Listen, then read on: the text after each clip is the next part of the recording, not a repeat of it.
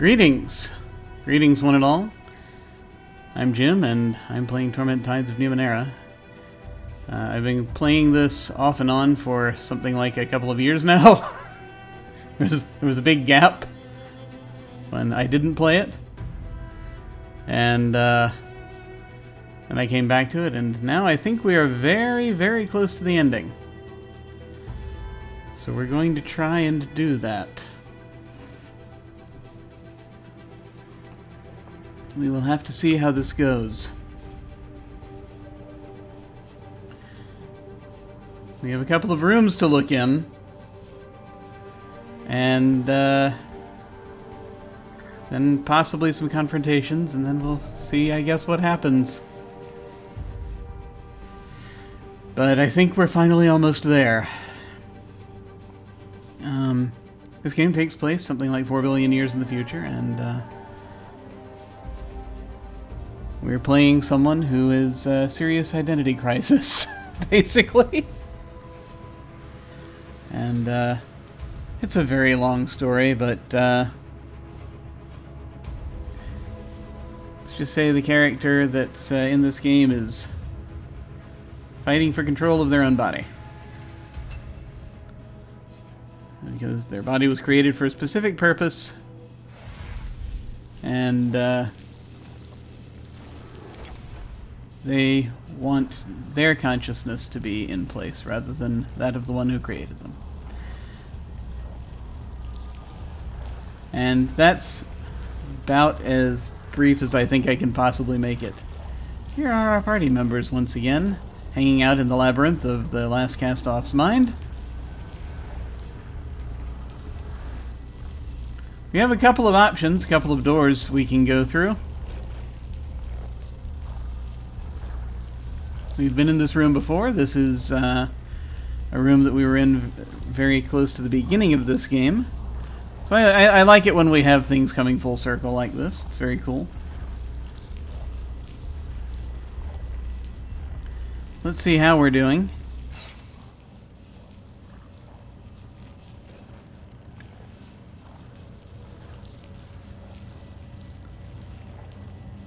Yeah.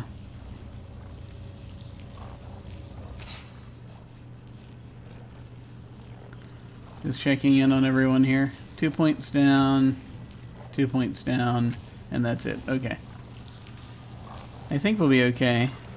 We'll see. We'll see what happens. Alright.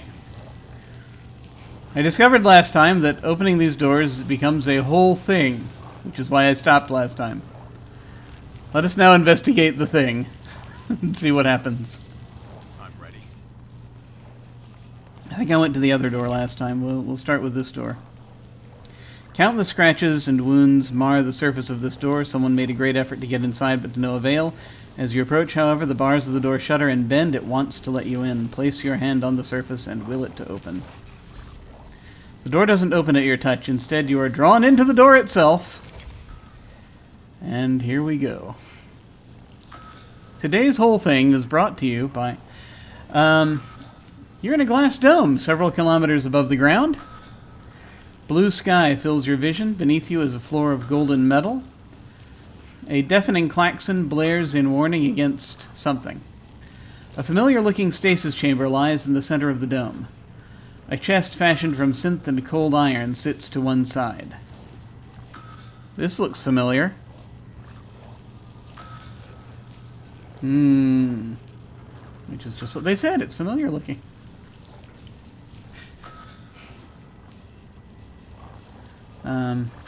Chest fashioned from synth and cold iron sits to one side, I guess. Behind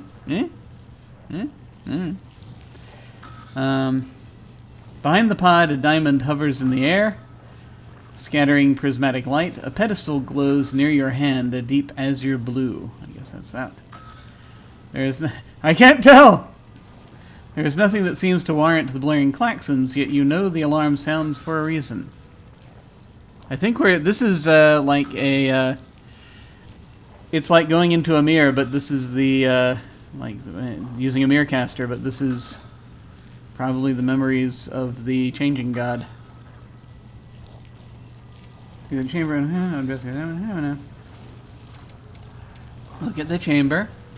It's the glowy woman. It's the glowy woman. It's the ghostly woman's stasis chamber, the real one from which the labyrinth constructions were made. Ah. The changing god's daughter lies inside. Her skin is pale, and there are dark circles around her eyes. Her chest rises and falls as though she were sleeping soundly. This laboratory, this body, must belong to the changing god. The chamber again. Stasis chamber. Yeah, I guess it's the same stuff. Her chest rises and falls in a faith, and fails in a soft, peaceful rhythm. This is the real version of the changing god's daughter. Okay. Open the Zusith. Investigate the hovering diamond. Ah!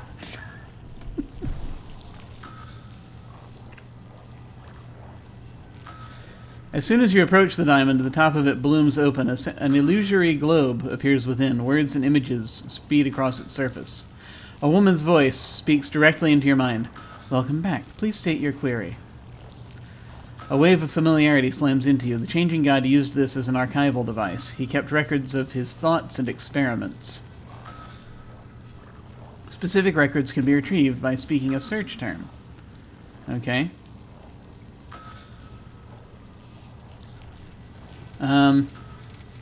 Alarm. The illusory globe becomes blank. The voice speaks into your mind. There are no matching entries. Please restate your query. Escape. Previews of several entries flit through your mind. There are scores of results, and you can't figure out how they're organized, nor how to quickly ascertain whether an entry will be useful to you or not. It takes some time to sift through them for something useful. You'll have to be careful what you spend time researching. Finally, you find one that's what you're looking for. A male voice, the voice of the body you are wearing, speaks in your mind. Your voice says, I won't take any risks with this new body. I've initiated a fail-safe procedure to transport me away should something happen to me or the laboratory. If any unforeseen danger presents itself, I should be able to escape to a backup location. Alright.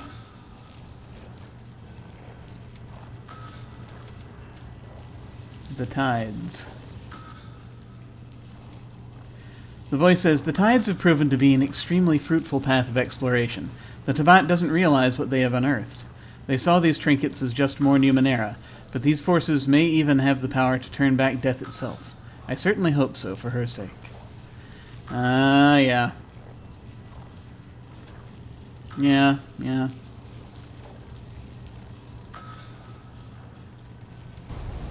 Ah!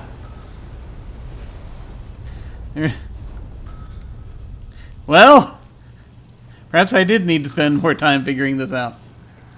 There's a thunderous boom. The floor shakes and sways beneath you, causing you to lose your balance. Outside of the dome, the horizon tilts back and forth, giving you a sense of vertigo. Suddenly a man appears in front of you. He's not all there. You can see the clouds and vista on the other side of him. He wears a look of human terror on its face. It's broken into the tower. It's only a matter of time before it reaches us here. We have to do something fast. His mannerisms remind you of the spectre from the labyrinth, though his face, clothing, and voice are not the same. Okay. Gonna open the synth chest. The chest is locked with a keypad bearing 17 strange symbols. You're about to lose hope when you realize you know which symbols to press to unlock the chest.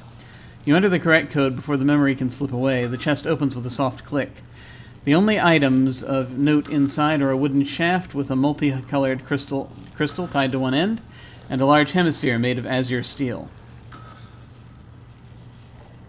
You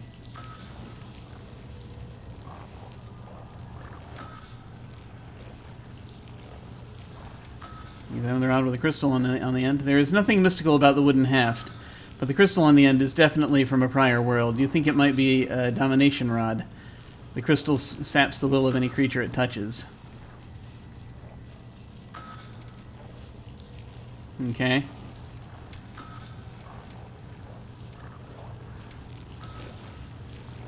The rod has a good heft and balance like a well-made spear. It may or may not help you, but it will do more good in your hands than in a box. Examine the azure steel down.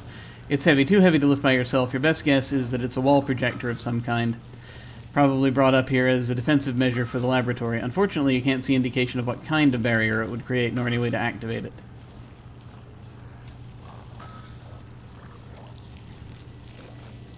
Go back to the archival diamond. Speak to the spectral man.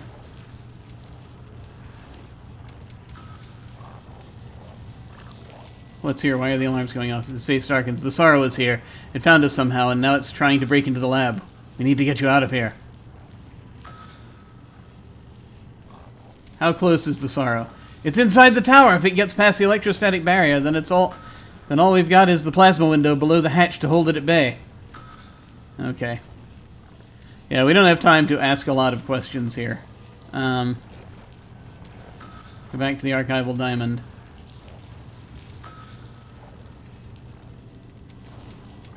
Daughter. No match. The voice. The illusory globe becomes blank. The voice speaks into your mind. There are no matching entries. Please restate your query.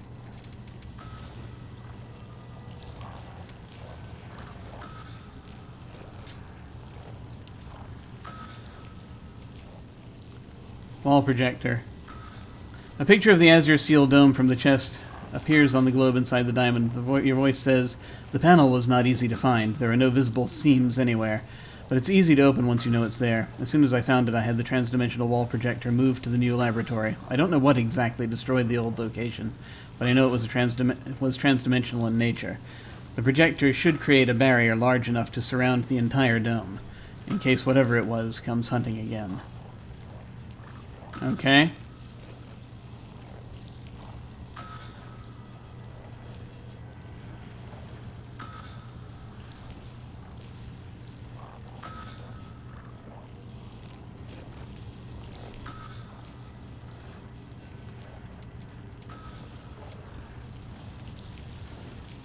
Domination rod. Speak to the spectral man. The changing god. There are no matching entries. Suddenly there's a tremendous popping sound. The air sizzles, causing every hair to stand on end and your entire body to tingle dangerously. The spectral man appears in front of you again. It puts its hands on your shoulders, though you feel nothing. It shattered the electrostatic shield. If it breaks through the plasma window, we're done for. It looks at the hatch in the ground as though it could see through it. What's your plan? You've got a plan, right?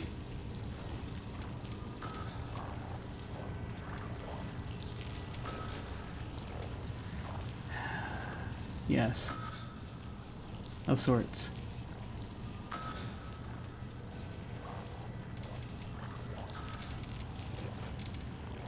Why is the sorrow here? What does it want?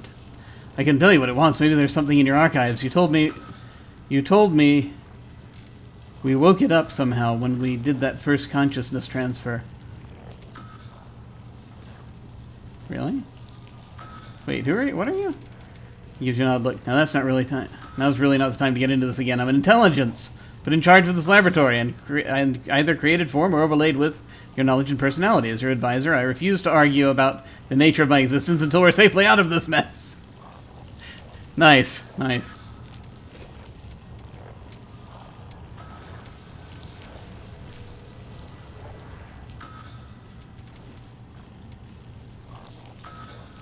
Tell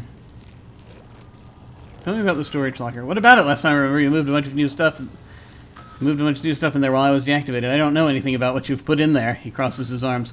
Really, I don't see how I can advise you at all when you keep things from me. Do you control the teleport failsafe? Yes. Now there's a good idea. Problem is, it can only teleport one person. The girl, your archives, and your equipment will all be lost. Of course, you can just recreate me from your own consciousness, so it won't be a total loss. Anyway, why do you ask? Ah.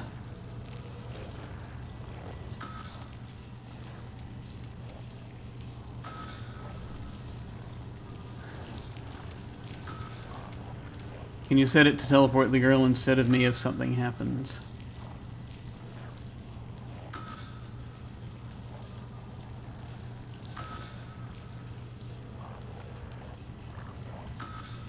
Which is an interesting idea. Does this actually change history if we do that?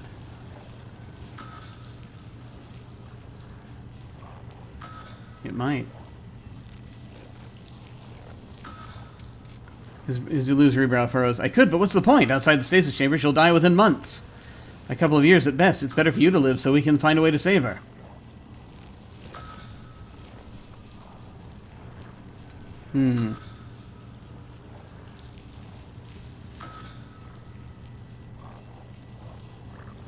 Interesting.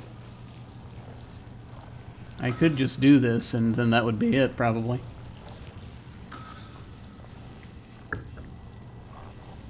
The girl's more important. Set the failsafe to teleport her out. He frowns. Alright, it's done, but for the record, I think this is pure foolishness. If the Sorrow gets here, you're just throwing our life away.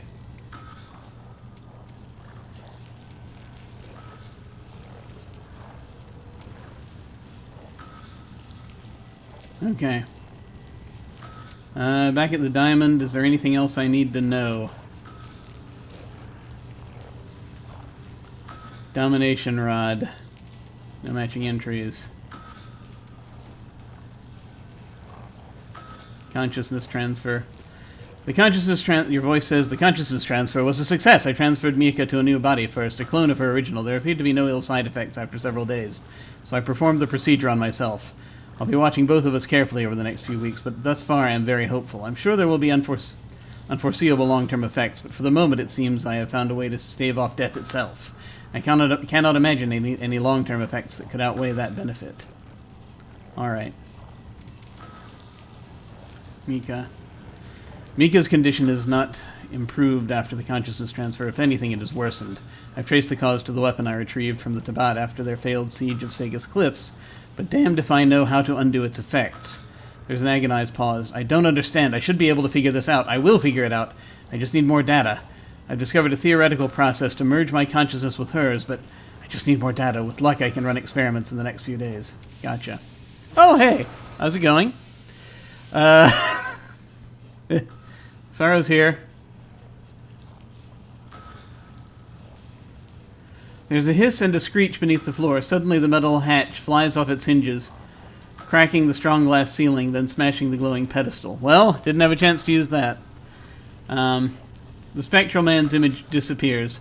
A foul black cloud rises from the hatch, and the air is filled with an unearthly wail and a stench of rotting flesh. Tendrils lash out, slicing metal and synth wherever they touch it. A terrible face emerges from the cloud. It examines you. Then it turns its attention to the chamber.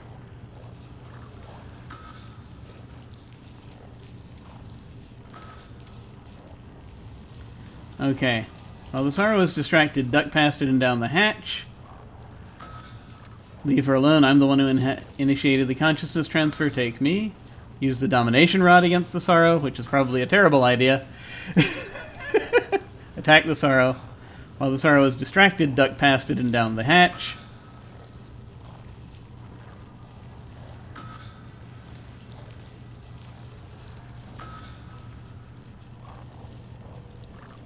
Is that not going to get Mika out of here?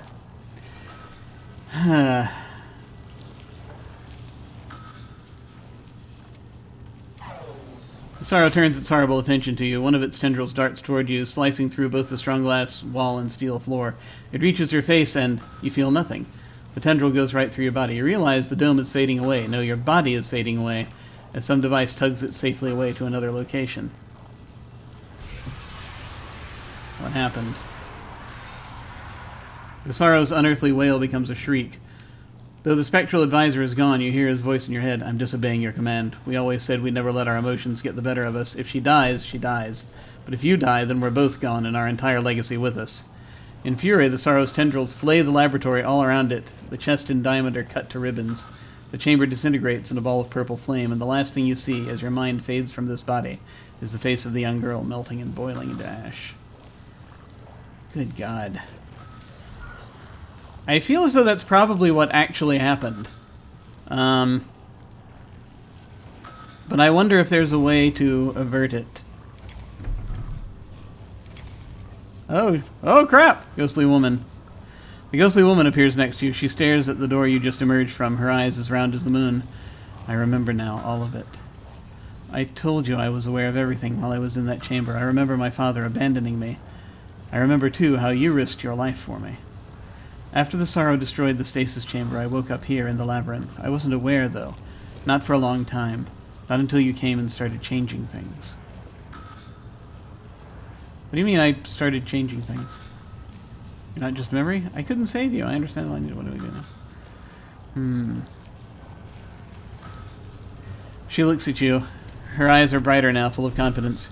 You are the Last Csatoff, the one my father created to witness this place, to command it. You have been changing the labyrinth since you were first born. You are the one who will decide our fate. So you're not just a memory? No, she says, firm and certain. I am not a memory, nor a reflection, nor a lacuna. I am Mika, the full consciousness of the changing God's daughter.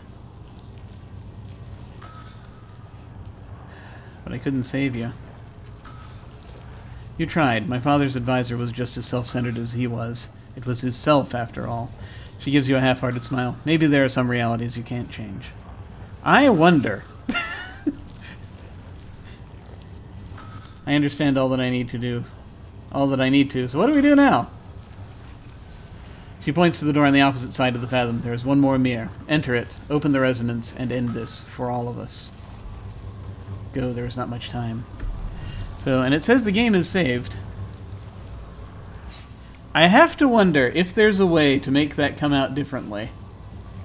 And I'm wondering, should I butt my head against this, or should I just proceed? That's the question. I think it already saved. But 85 hours!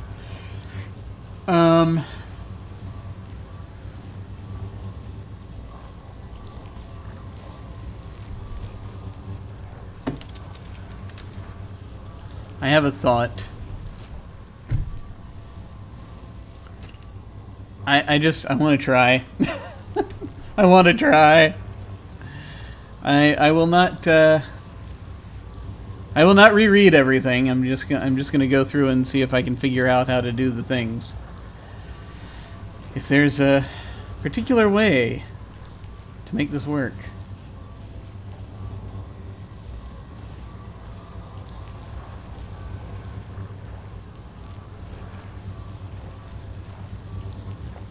I don't know if there is.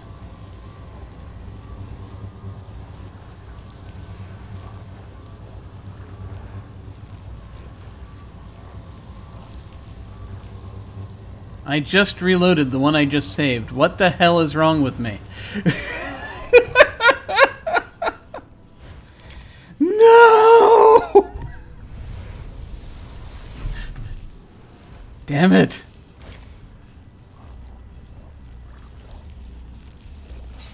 Let's try that again.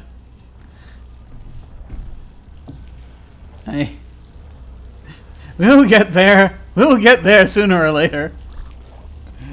Oh my god. Just want to get through this. Dear God. Maybe that's all I should be doing, just getting through. I'm just trying to figure out if there's a way to do this. Okay. Soon, that's the one. That's the one we wanted.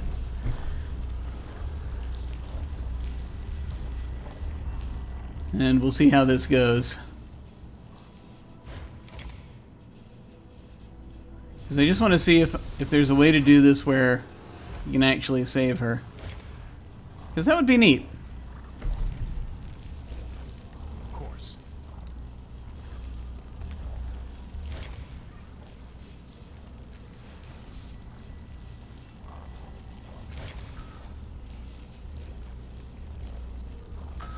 Okay.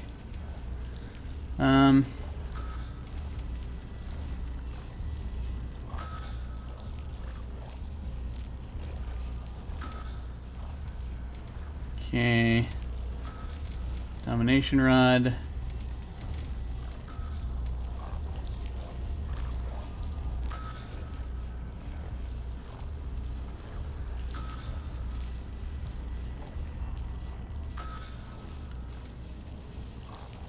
There's the pulsing light on the pedestal.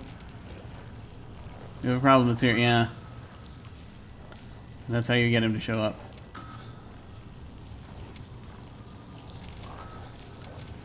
Okay.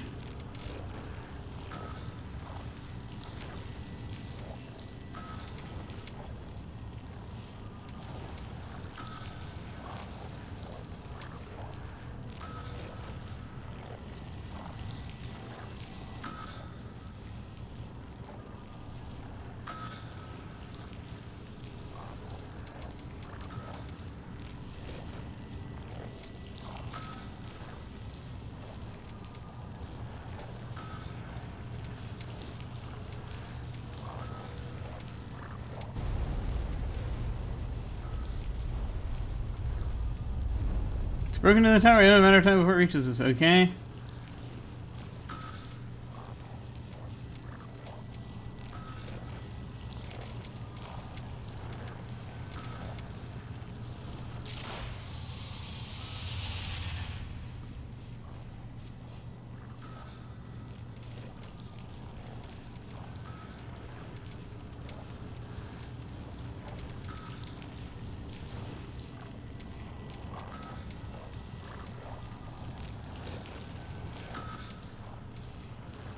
I get it doesn't work with me directly.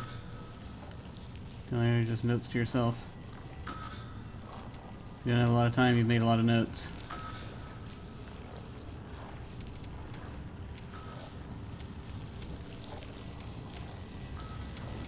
Can you make the alarm stop?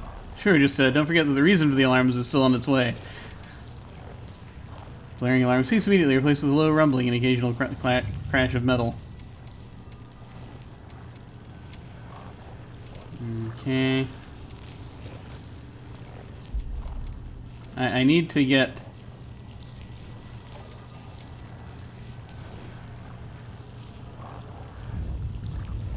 Okay.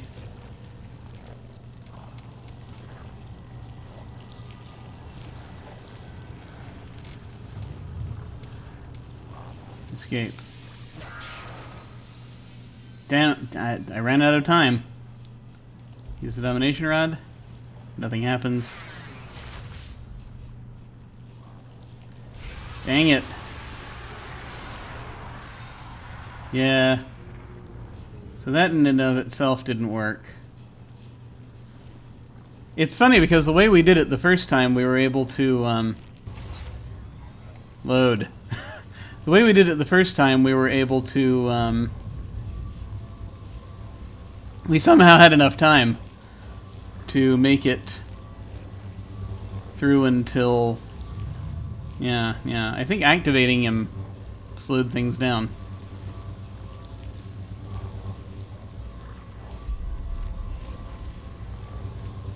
It's interesting.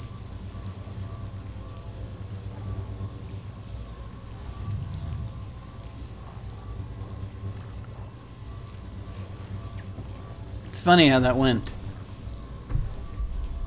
Or not slowed things down. I can't. Words, places. I think activating that projection made things happen faster, possibly.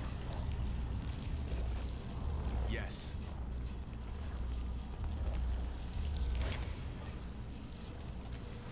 So I kind of just want to see if it's possible to redo things.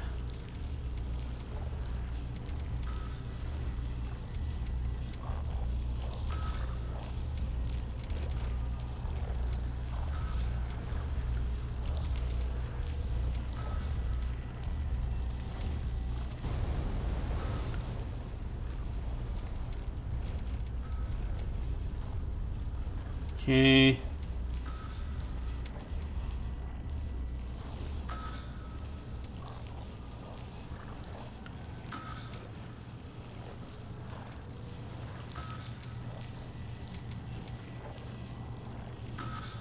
You control it. Teleport the girl instead of me. The girl's more important.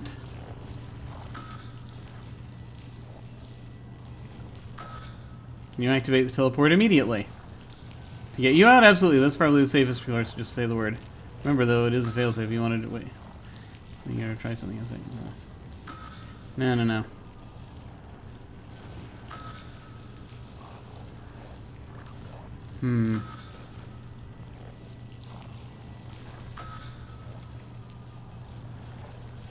It's an interesting question. Ah, wait, bots. I see that bots are happening. Let me fix that. We have a couple of them.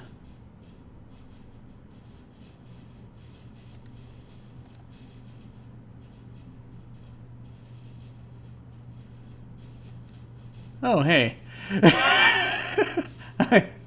Thank you, whoever did that. Oh, hey. Oh, Anito, hey. How's it going? I was like, I was just going, I was looking, I was like, wait a minute, they're disappearing.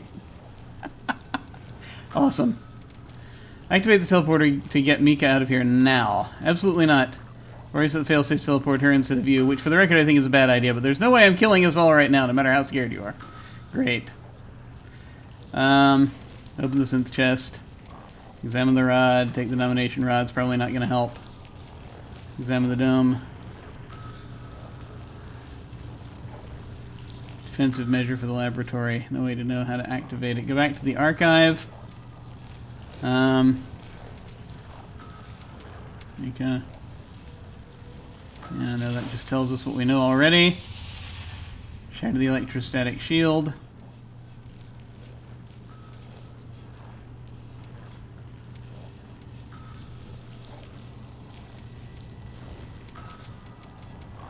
Wall projector.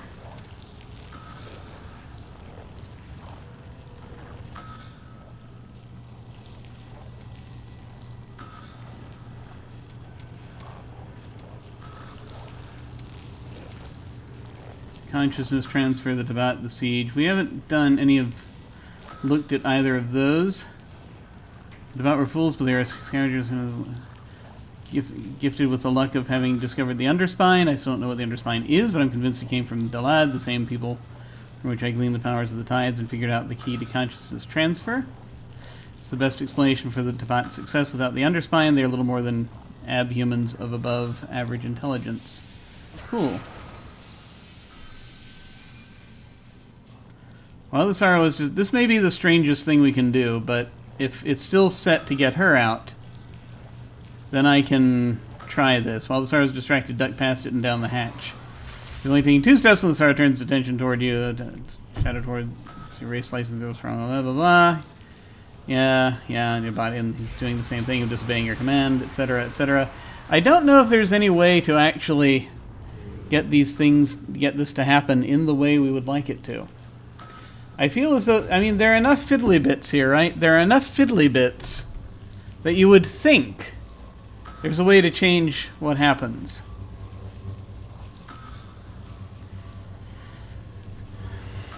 And I'm trying to think if I should give it one more go, or if we should just keep going. I think that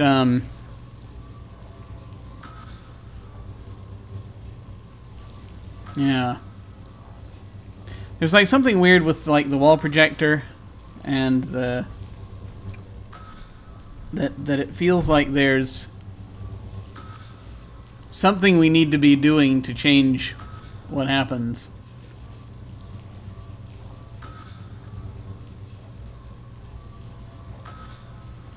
It's a good question. And I wonder, and it is the way they set it up. They set it up so that it's like, you know, there's a lot going on, and you sort of want to panic and not take your time to look at things, and that makes sense for the way this is set up. I'm going to take one more sweep through it, I think, and then if it doesn't work out, I'm going to just set us back to where we were at the first time, so that we can keep going. At the end of the set us back to where we were after we finished the first time. There we go. Use your words. Yeah. Okay.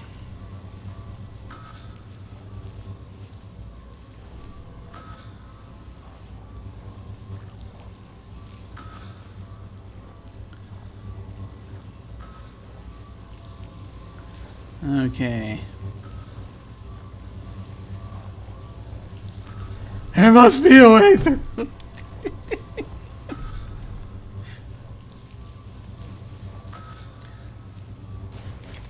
me try this again. Okay.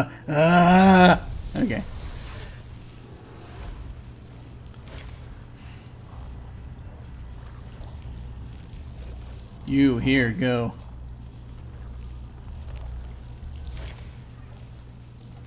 Make thing happen. There are a couple of things we haven't tried yet. So, quick question. What's a comfortable number of players for inspectors? Generally 4 is good. I mean, I can vary it you know, depending on how long we have and how, you know, yeah, because it's very adaptable to different time frames, but and different numbers of people. I've found, I think that at least 3 or 4 players is probably the best balance. I generally do it most often with 4 players. And it's entirely possible to do it with more. It just depends on, you know, how, to an extent, how much time we have. Really, it's when you get beyond 4 players, then it's just like, okay, if we have more time, then we can make sure there's enough spotlight time for more folks. But that's really all it is.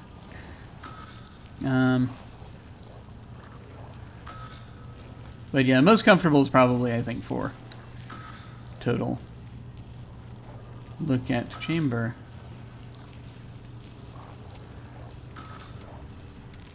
Open chamber. Let's not open the chamber. We've never tried that.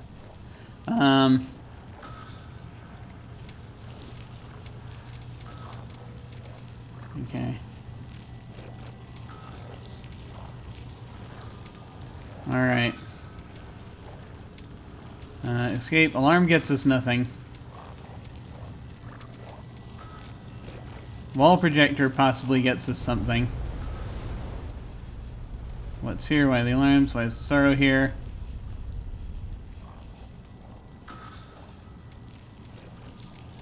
What should we do? Strongly advise you to save yourself, thus saving both of our minds. Unfortunately, that would mean leaving her. Looks at chamber frowns. I don't like it any more than you do. Only option is to somehow stop the sorrow by force. Unlikely. Or figure out what it wants. Huh. Find something in the archives to help us. Just be careful while you're researching. Okay. Alright, alright. Alright.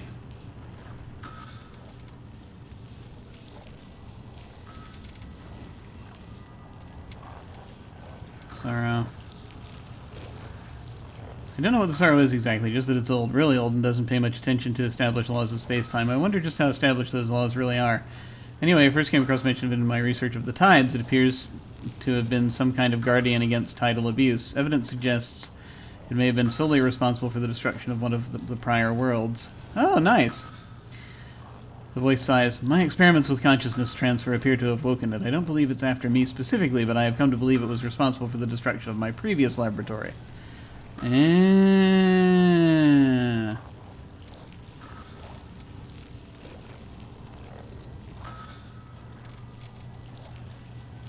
doesn't call himself the changing god. The tides.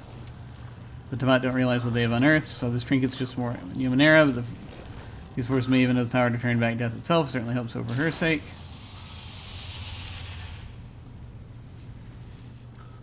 Yes.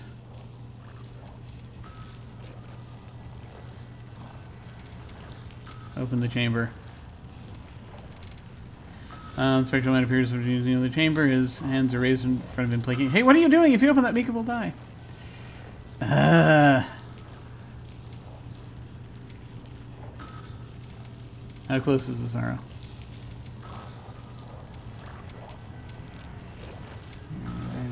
And Mika. Mika's condition is not improved after consciousness transfer. Anything is worsened.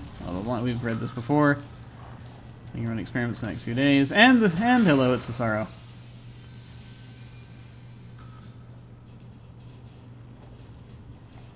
I mean, we tried using the domination rod. Leave her alone. I'm the one who initiated the consciousness transfer. Is the only thing here we haven't tried. Or attacking it. And it does turn your attention to you, but, you know, then your body goes away, and there it is. And the failsafe kicked in. Yep, and that once again returns to where it was. So, yeah, I'm just gonna go ahead and reload the one after. I feel as though I've exhausted enough options that I feel as though this is one of those very specific ass to elbow things that I don't think I'm going to be able to grasp, if it exists. It may not exist. This may be a snark hunt. I don't know.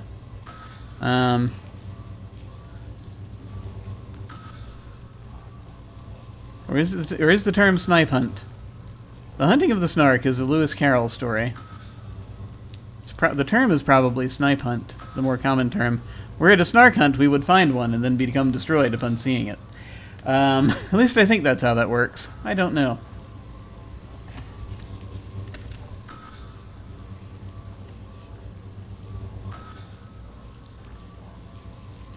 I should look those things up so that I can remember exactly how I'm using things. You can use certain items and abilities even during conversations or when interacting with objects. Keep this in mind when you need a little extra boost to succeed at a task. Okay, well, we're done with that bit, and we talked to the ghostly woman. And... Go! Alright, alright, alright. Going! I'm going! I'm going!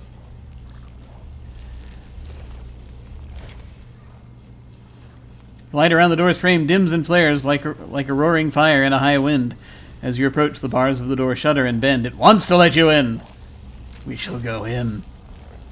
The door doesn't open at your touch. Instead, you are drawn into the door itself. And here we go. A world revolves far below you.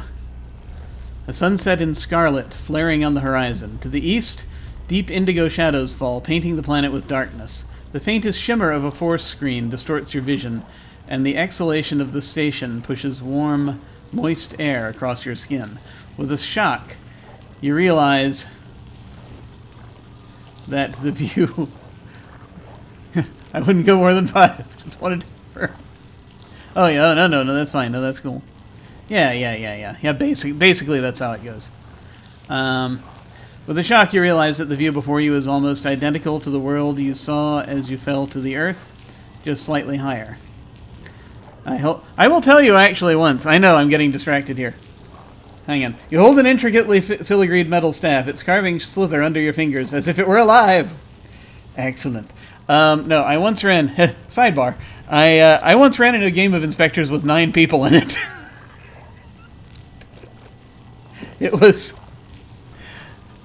It ended up being very short, unfortunately. That was the only problem.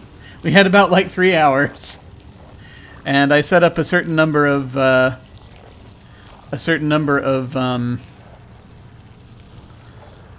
mission tokens, mission dice to get, and we got that number, and then it ended. And the thing was that I should have given it more, put in more mission dice for that one, but it would have taken us another hour or two to get through it. I think to give everyone enough spotlight time. That's very cool of you. That's very cool of you.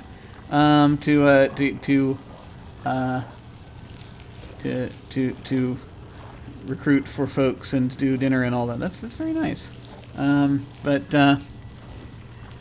It's yeah. That's very it's very strange. It's one of those weirdly adaptable games where you can where you can adjust it just depending on how much time you have. Really, that's what it comes down to.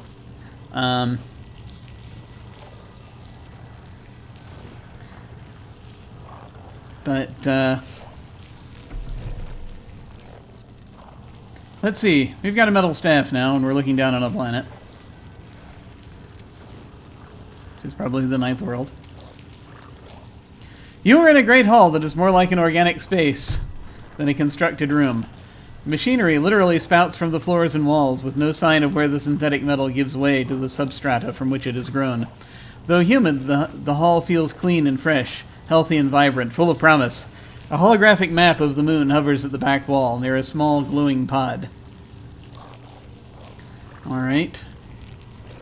Design where the synthetic metal gives way to... Okay. The voice speaks as if from the air itself. I am certain this procedure will give you final control over the cast-offs. If you're mistaken, the chamber may fail, or worse, detonate with you inside. The voice is familiar, but you can't quite put your finger on its identity. What are you talking about? You had me run the calculations, remember? I told you that there was a slight chance it might explode with you inside, though the chances were vanishingly slim, and come on. It was only the other day. I realize you've a lot on your mind right now, but we need to focus. We've been trying to get this right for years, centuries.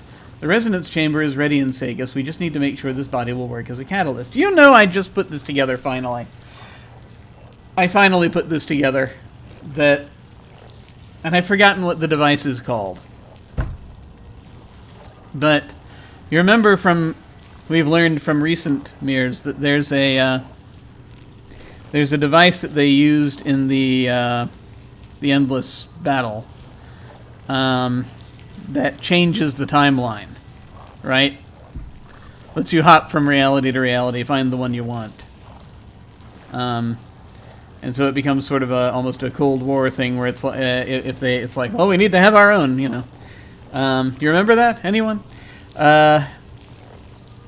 So that's somehow been connected to the body of the Last Csatoff,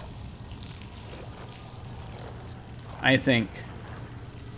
Which is why the Last Csatoff can go into these mirrors and change history. This is a way of directing that changing timeline device thingy.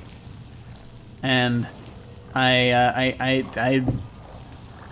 because that's why history changes somewhat when you do it, or people's memories change. It's a little weird. I still don't fully understand it because it's like, to an extent, the timeline changes for someone, or their memory changes. I don't know if the timeline actually changes or if it's just that people's memories change. That's the only thing.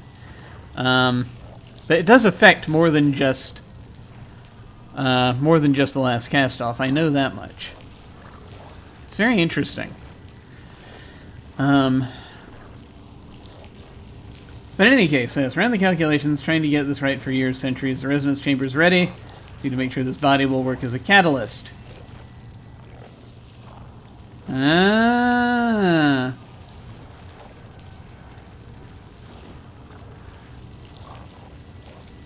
If something happens down there, I'll signal you to move to the next vessel.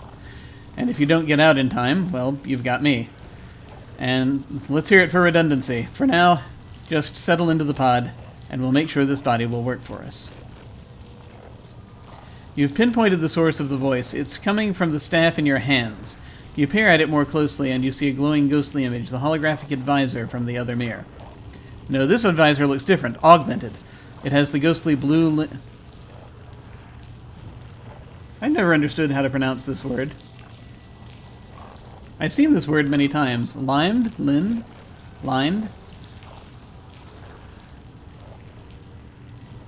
Smoky appearance of the Spectre. It is the Spectre! I know you! I'm going to look that up.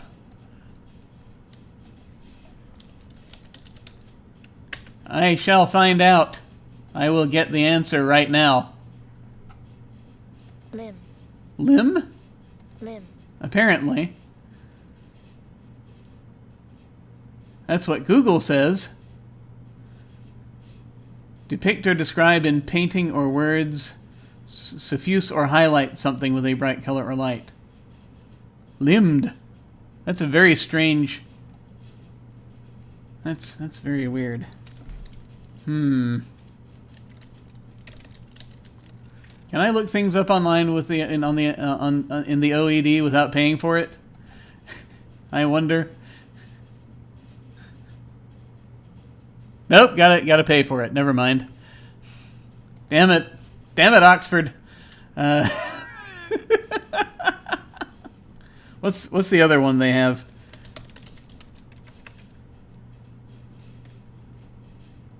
I mean, I can go to dictionary.com. Merriam-Webster, maybe they'll... It's not great. I just wanted a secondary source before I start saying this ridiculous word again.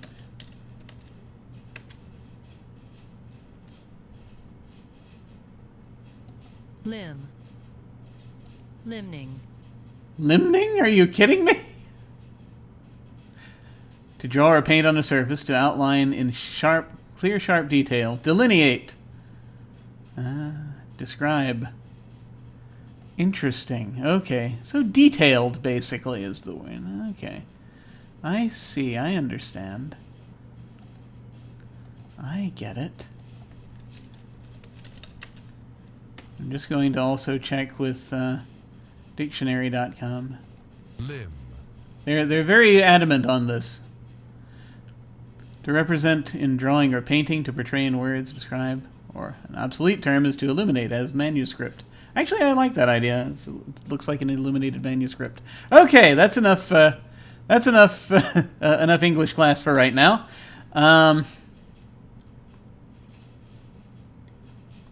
It has the blue-limbed, smoky appearance of the specter. Trying to remember how the staff works.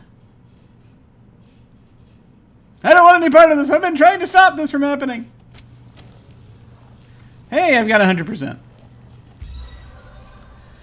You study the staff, and it feels like coming home.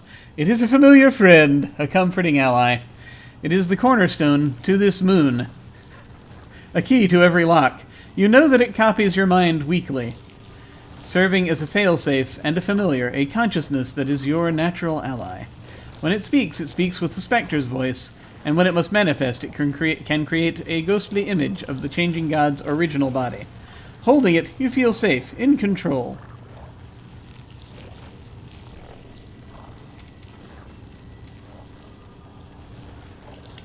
Remind me how this process works. We're going to run the final assessment on this body. Complete scans, review, title adjustment if necessary. We'll verify that all of the parameters are within tolerance. Settle into the pod and I'll take care of the rest. I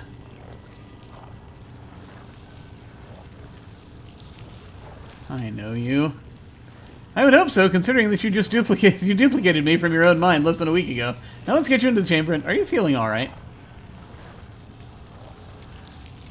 I'm a cast-off, but I've entered some sort of time loop and I'm in my body, but before I was born. I don't trust the Spectre for that.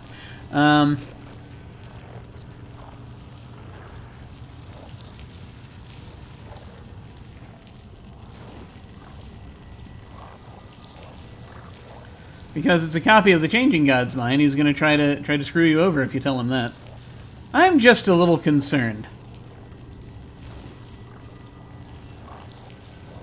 Ha! Given our respective natures, you don't need to tell me that. My one benefit is that I'm not corporeal right now, but if I were, I know what my body would be feeling.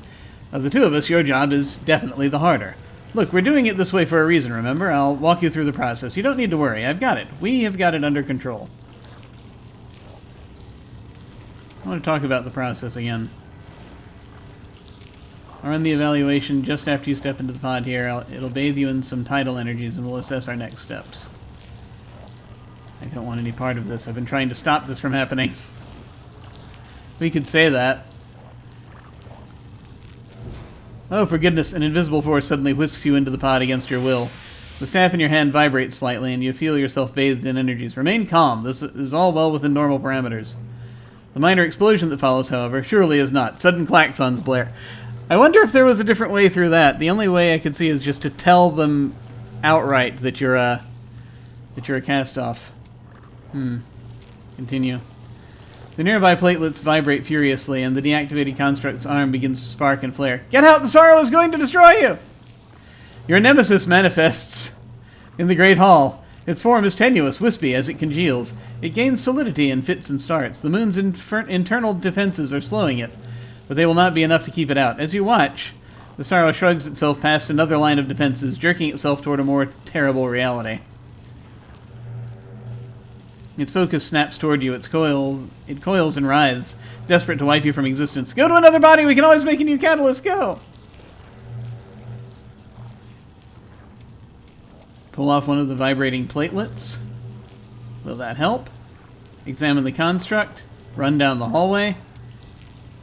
Study the map to find the way to the escape pods.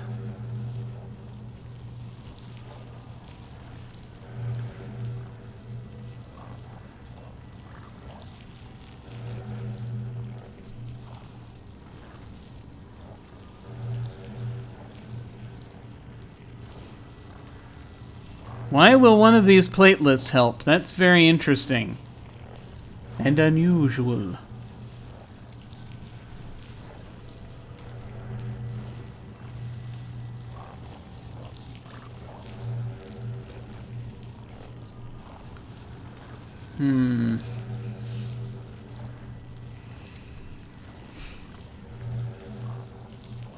There's a lot going on here.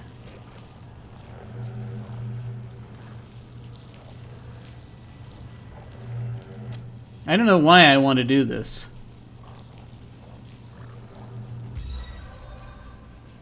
You take hold of one of the discs, your fingers sink into its spongy material, and with a slight twist of your wrist, you detach it from the column of energy that holds it. It hums and cycles in pitch to make your eyes shudder. With each cycle, the disc shifts your vision, changing the colors you perceive. The tides churn within you as you hold it. It may have some effect on the sorrow.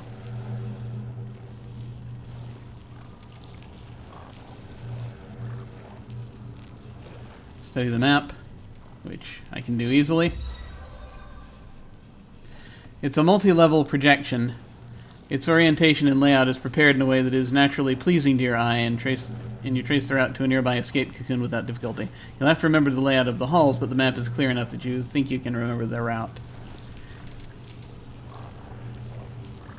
Examine the construct. Smashing or lure machinery. Okay, I've got 75 on this already. 95 is better.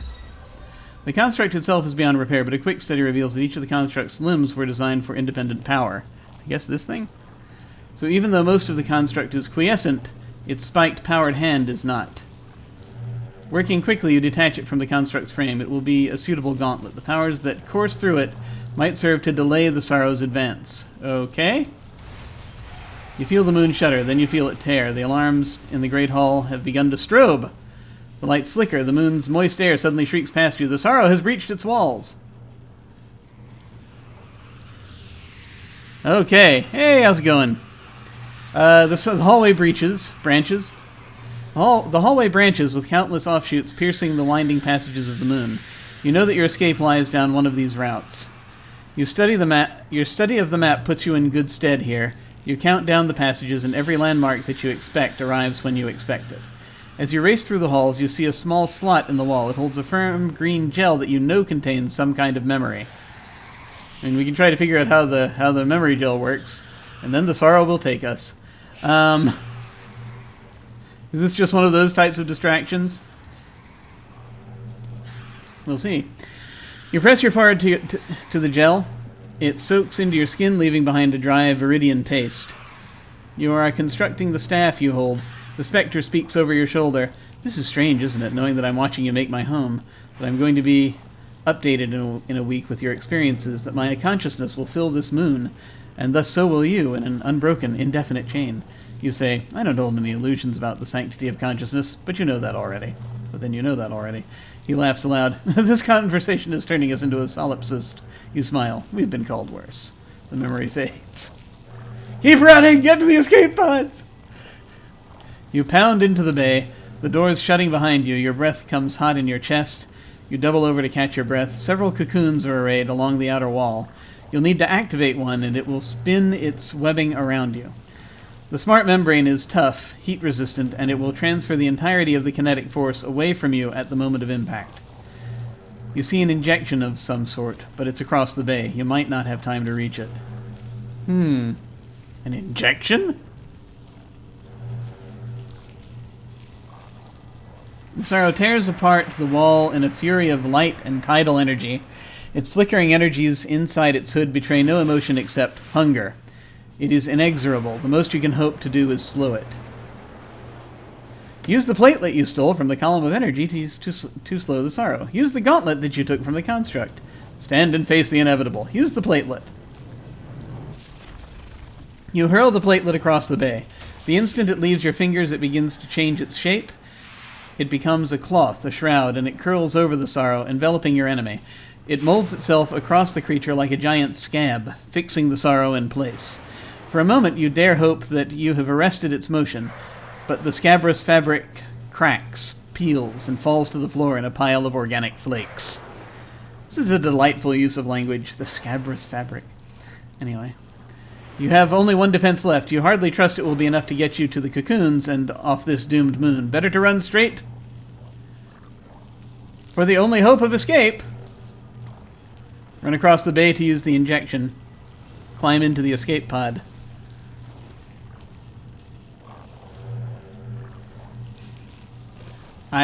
I don't know. I kind of want to try to use the injection. I'm not sure what it means. I don't know what any of this means. This is a lovely image. I don't know what it means. Perhaps I've not been paying enough attention. I don't know. What does the injection do? How is it different from the escape pod? I don't know. Nah, what the hell? Just what I needed. Okay. You race across the room and snatch the syringe from its case. Reading the label, you see that it's a stimulant designed especially for a cast-off. It confers heightened awareness, resistance to pain, and improved accuracy and focus. And your reason, if you use it now, it's in your own body. It might carry into the future, if you survive the present. You slap the injector into your thigh and trigger it. You feel instantly calmer, the world is brighter, and you can hear the sorrow's inexorable progress. You have a few bare moments before it comes. The sorrow recovers all too quickly from your previous attack and comes for you again. Use the gauntlet that you took from the construct. You slip the gauntlet over your hand and hold it out in a warding gesture. The energy that blasts from it tears the sorrow apart, decohering it utterly, stripping your foe to its component filaments. I honestly didn't think that would work, mutters the Spectre. Silence reigns in the bay for a moment, and then the sorrow manifests again, threads of acid smoke weaving themselves together. Guess not. Climb into the escape pod! I don't know if that injection did anything. I was already at full, pretty much. You slip into the cocoon, activate the ejection sequence, and trigger it. The membrane embraces you, forcing you to drop the staff, and begins to slide free of the killing ground of the moon. Pretty explosion. And then your tattoo blazes, as if it's tearing open. An onslaught of the tides, all in blue and silver, a stream of information too fast and too large to process. Huh. Blue and silver, eh? A mighty blast buffets the cocoon, and you feel one of your particular sorrow. Here is your sorrow. A mighty blast buffets the cocoon, and you feel one of the sorrow's inky tendrils caress your cheek and burn into your mind, searing away knowledge and memory, even as you tumble toward the earth. Amidst unspeakable pain, you feel something new forming within you, but you lose consciousness before you can identify what it is. Ah. To learn something new. Apparently I'm ready to learn something new.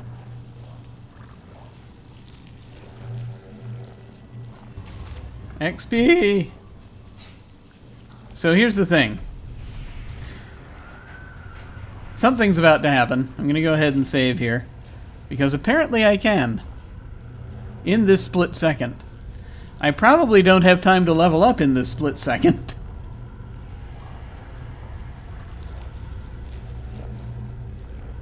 But we'll see. While this is happening, let me check something.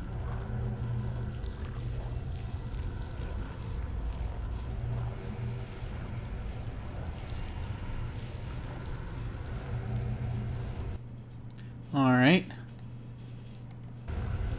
Hey, how's it going? Dark Fathom. Yes, I think that adequately describes the situation.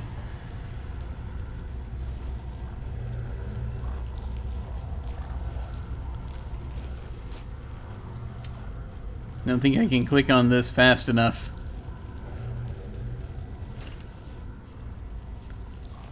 Maybe I can? Yes!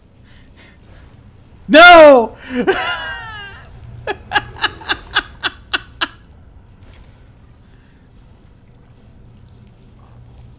The Spectre. I'd hoped you would open that for me, and here we are, the Spectre says, and his voice is not tied to his body.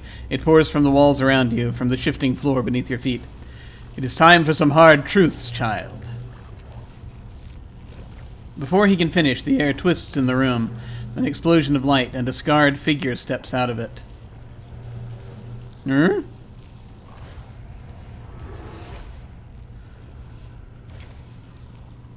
First cast off. How's this for truth? Her voice is worn and hard behind her mask. The resonance is mine. It belongs to me and all cast-offs. I've worked too hard for it to be otherwise. Stand aside, old man, and let us determine our own destiny. His smile is disconcerting. Your destiny? You are a part of me. Your destiny was never yours to determine, and the resonance is not yours to claim. He gestures a hand in your direction. Only the latest cast-off can open the door. That body and I are the only ones capable of using the power beyond. You're out of your depth, Marilel. and this no longer concerns you.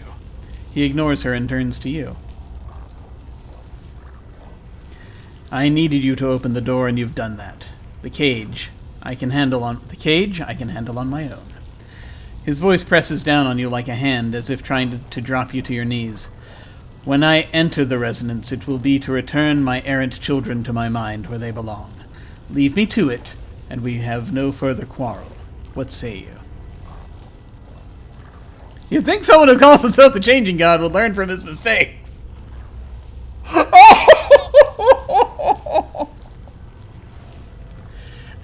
I'm thinking about it. This hasn't been an easy road. I'll die before I let you in there.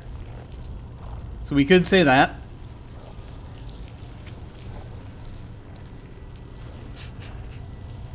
I feel like we have to say this. Someone who calls himself the Changing God would learn from his mistakes.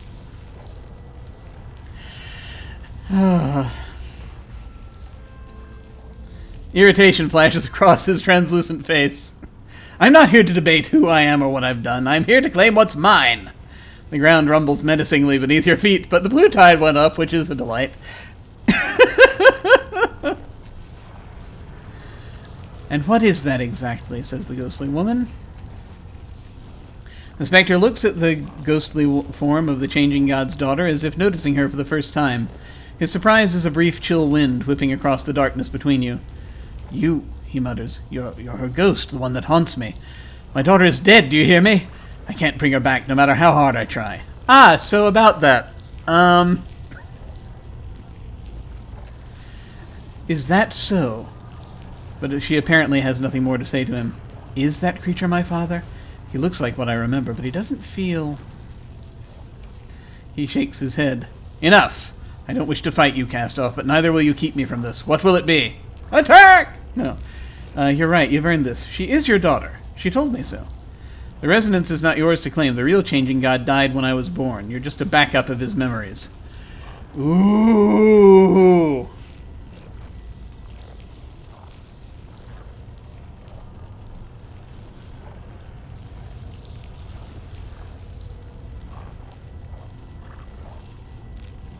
I kind of want to say this, but I also think it might be best to follow this tactic. I mean, he can easily just dismiss this.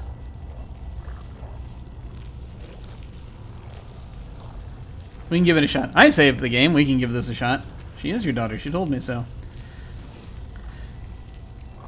The spectre hardly looks at her. No, he says, she's not real. I want her to be, but wanting doesn't change anything. My daughter is dead. Now, will you let me enter the resonance peacefully, or must I force my way in? I mean, you're standing right there, dude. I don't know. You're right. You've earned this. The resonance is not yours to claim. The real Changing God died when I was born. You're just a backup of his memories. I mean, fair.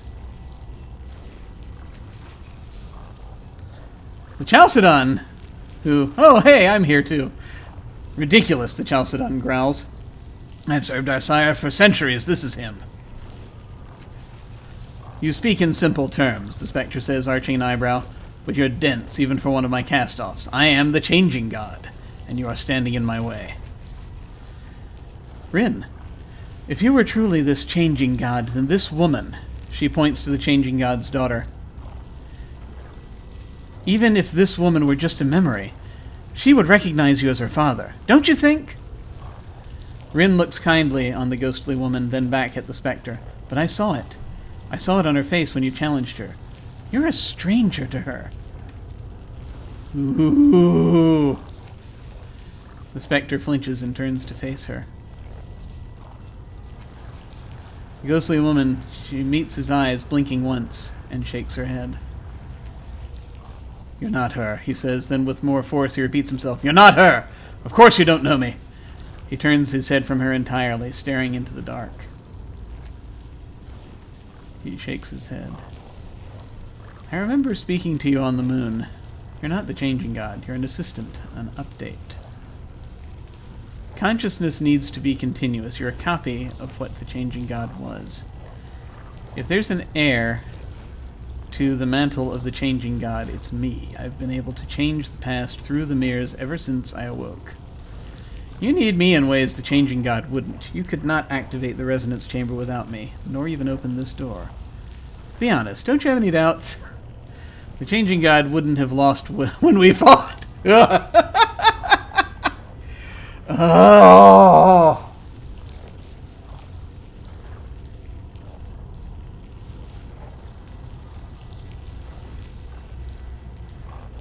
These are all so good. You will not enter that door. I will make sure of it.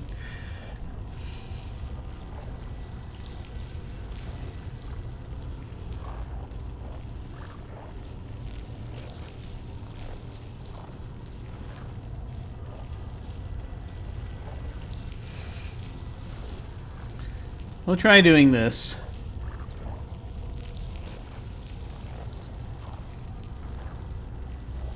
We might not have said the right thing to during that mirror to make this option work, because maybe we should have told him that we were time traveling.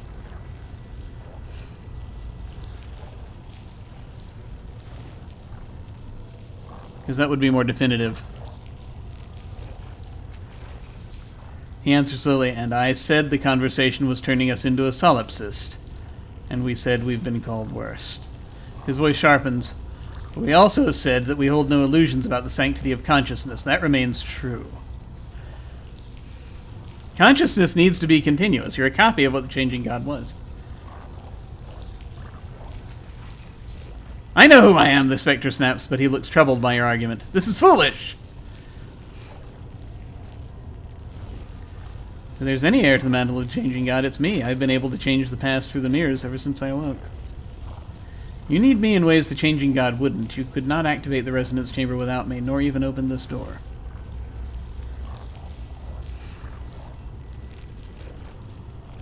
Yeah. Both of these are good. Oh. I think this one next. You oversimplify. The accident made me a prisoner here, and now a short time later I have control here in the very root of your mind. But there is something new in his eyes now, fear. And he also said the root of your mind, not the root of my mind. Enough of this, he mutters, but there is no anger in his... enough of this, he mutters, but there is no anger in his voice anymore. No fire, only a great weariness. His gaze moves from you to the others in the room. You're right. At first I convinced myself I wasn't whole anymore. That something had broken in me or been left behind. He stares at his hand, or through it. But it makes sense. I'm not him. I'm close as anyone. But the changing god is dead. I'm ready to lose. XP! He lets his hand fall. Bit by bit, he begins fading away. Ah! We got him. I didn't think he was convinced with that last...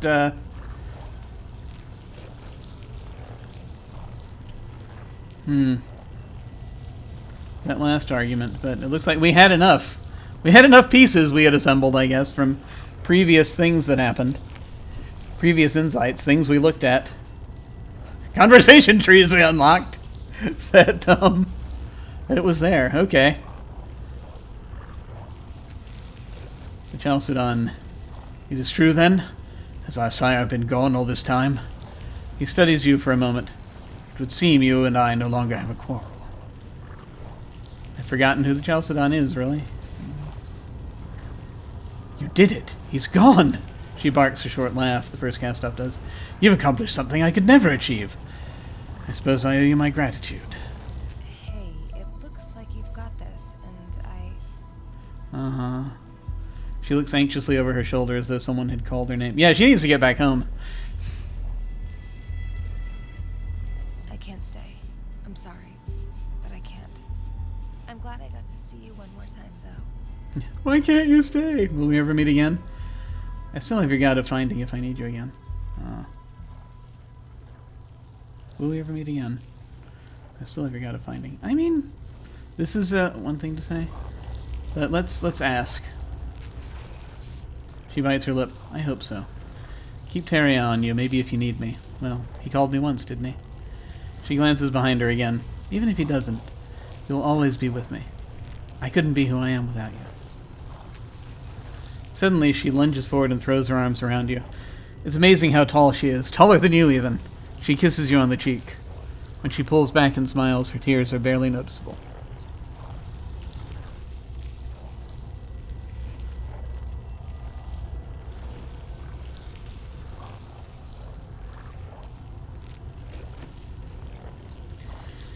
I'm probably going to need a minute. Hang on. Farewell, my friend. My home and hearth and bread are forever yours. A portal opens suddenly. The bright light and trees you remember from before spill out of it. She waves one last time and turns to step through it.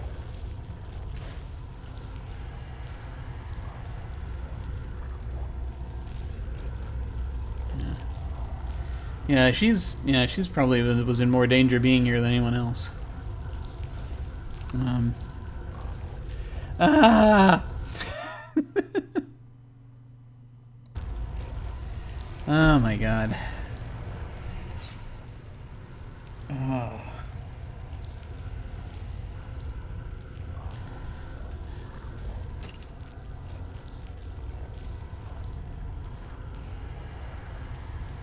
Okay, was not expecting that to hit as hard as it did just then.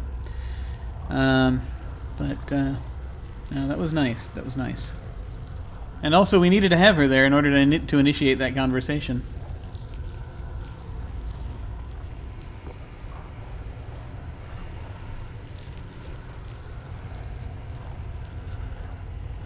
Very neat, very neat. She came back. She came back to help.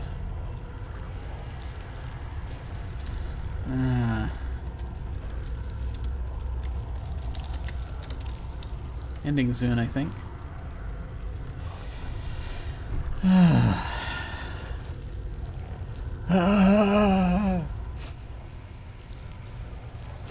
Okay, leveling up. We'll level up and then we'll have some conversations with some people and then we'll go through the door, I guess. Okay.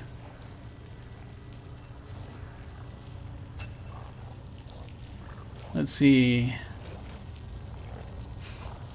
I can only increase edge or effort. How much more 100% do we need to be?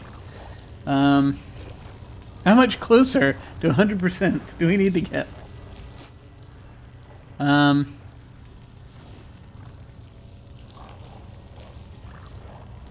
Wait, no, you know what? Let's increase our edge on something other than intellect for a change.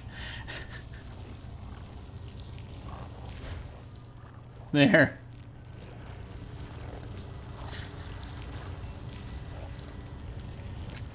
You too must level up.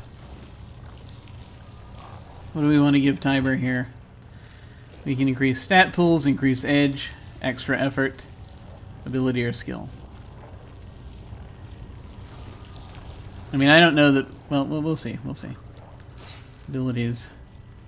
You can make feint better. Increase stat pools, increase edge. Maximum effort right now is 5, which isn't bad. He's gaining on intellect edge and speed edge. We'll increase the stat pools, I think. There. Okay, and I think that was it. Yeah, Matt Keen is not quite at the ability to level up yet. They're both tier 4. Okay. Alright.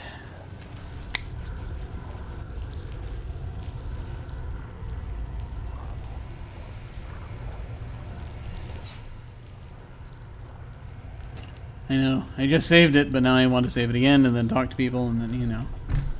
You know how this goes. It's been a heck of a journey. I think we're almost at the end.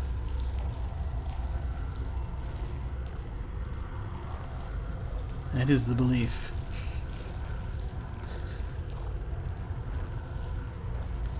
But it seems to be the belief. I don't know. How long will this take? Come on.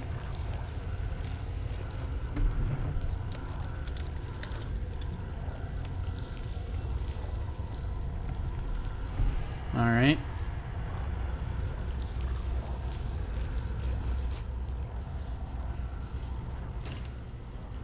Yes. Tell you what, I'm gonna...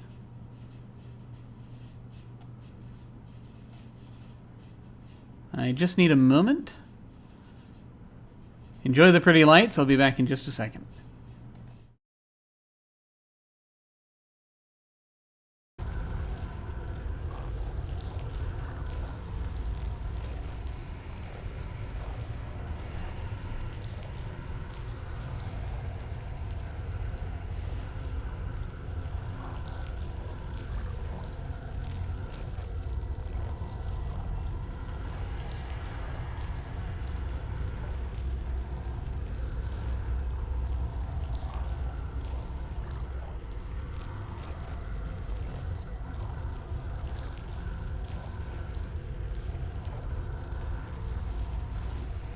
Still here.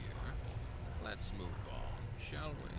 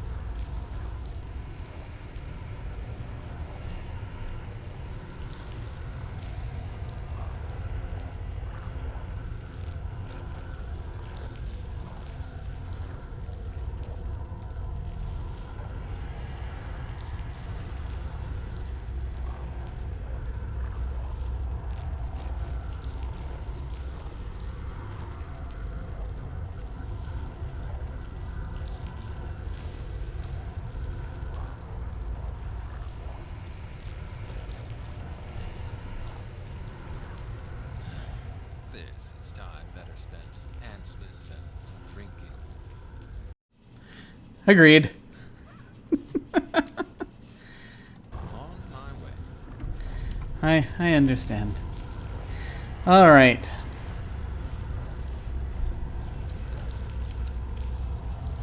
So, stuff we can do here. Let us talk to these people and figure out what we want to do. Real quick. I mean, going through the door is going to be what happens, but let's see what's left here. You no longer have any coral. Do what you came here to do. So maybe this won't take long at all. Well, you're going to open it, or do I have to kill you and open it myself? Okay, give me a second. You won. Now do what you came to do. Alright. Come on, lad, do what you came here to do. Let's go, I've had more than enough of this place. Alright. Well, that's that then. The time is upon us to enter this door. I'm going. Pulsing waves of heat roll down the stairs, and you hear a low, continuous whirring that's somewhere between a sigh and a melody. The door is singing, as though welcoming you back. Even in this low light, the wheel at the bottom of the door fairly glows. You feel your palms tingle at the sight of it. Something clicks in your mind, and the door answers. Hidden gears spin behind the cage. The door is opening for you, and you alone. Here we go!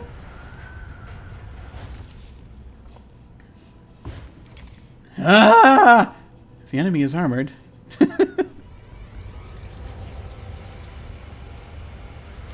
Oh boy. The sorrow. The sorrow is here in its full power, wearing the unquiet psyches of its victims like a tattered cloak. Filaments of light and energy leak from it, strange colors that correspond to no tides you know. Its tendrils flutter and flap in an unseen breeze. You come before me at last, yet we have met so many times before. Its voice is a hissing multitude. One voice stands atop the rest, a woman's voice, soft and deep. I don't think I can simulate that, but we'll do our best. It gives me no pleasure to meet you in this place, but you and your kind have left me no choice. Every body your sire creates abuses those forces you call the tides. They draw energy from those around them. In so doing, you weaken the seals on energy you do not comprehend. You increase the amount of you increase the amount of suffering in the world. All right.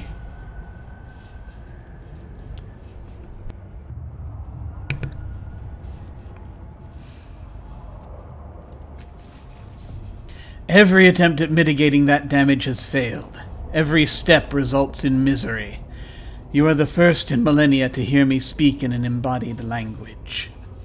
You are persistent, tenacious, and durable, so perhaps words will suffice where destruction has failed. It is time to bring this experiment in immortality to a close.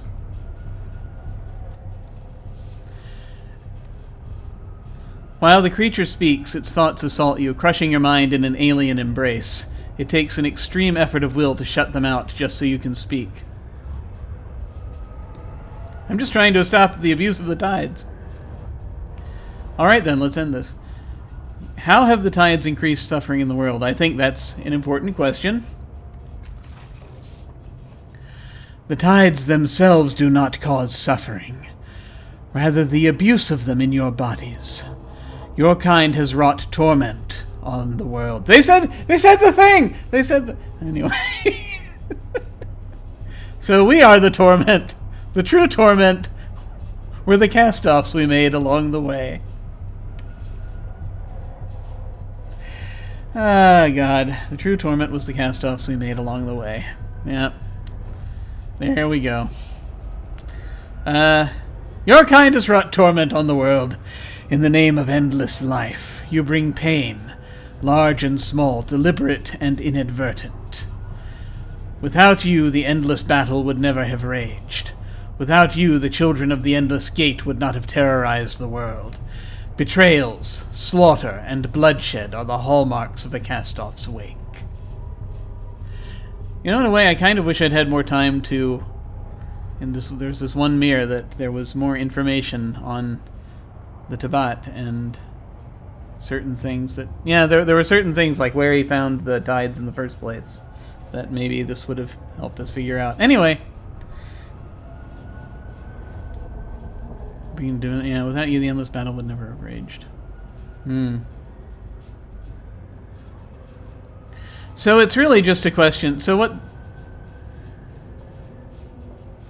Yeah, it's just the use of the tides to keep the bodies here. It's understandable. To make more. I don't think there's really a need to continue that, though. Because, I mean, the changing god's gone. The sorrow is silent for a moment, then... Your sister, the slaver Tol Magur, cast her suffering into the child Rin, though the girl had done her no harm. Artalio sacrificed his courage, his sanity, and his life for you. Yeah, that's true. Your sister Matkina took her adopted father's eyes, and though she mourned, she did not change her ways. Yeah. Even the saintly Adiris brought torment into this world. She thought she drew my attention when she lashed out at me in Mila Vest. No, she was already marked. In her body, your sire brought the jagged dream to Sagas cliffs to foment strife. Adiris rejected them, but chaos and misery trailed even in her passage through the world. Cast-offs bring pain. How does our existence cause suffering again? Alright, then let's end this. I'm just trying to stop the abuse of the tides. Are you? We shall see. I know what they say of me, destroyer of civilizations, death's mistress, soul-taker, ender of the circle. Yet I take no pleasure in destruction. My pursuit of your kind has been solely a matter of expedience. But you have come this far. Despite my attempts to stop you, I will give you a last chance at an alternate solution. Okay. When Adiris asked you what one life matters, you replied that it does not. Let all make their own lives and their own truths matter. We shall see if you stand by those words.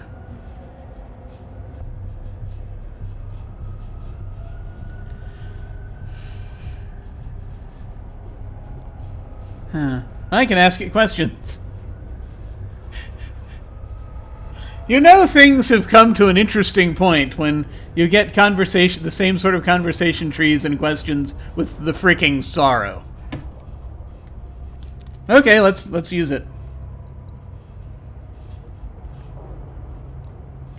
What is this place? This place is the central chamber of your collective mind space. It is the resonance, the true expression of which your resonance chamber was but a shadow. In this place you touch the knowledge and strength of every cast-off ever created. Why are you here? When you escaped me on the moon, I placed a piece of myself here as a last resort. I have ridden here in your mind since then. Indeed, I could not have found the moon had you not returned to it in the mirror, bringing me along with you. Oh, crap. I called myself to myself in that reality, breaching the station's defenses to close the loop of time that brought me here. All to ensure that the power of the resonance is not abused, that your kind does not worsen the world again. Okay. What are you?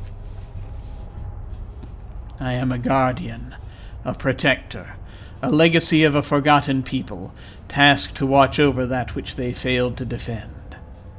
Okay.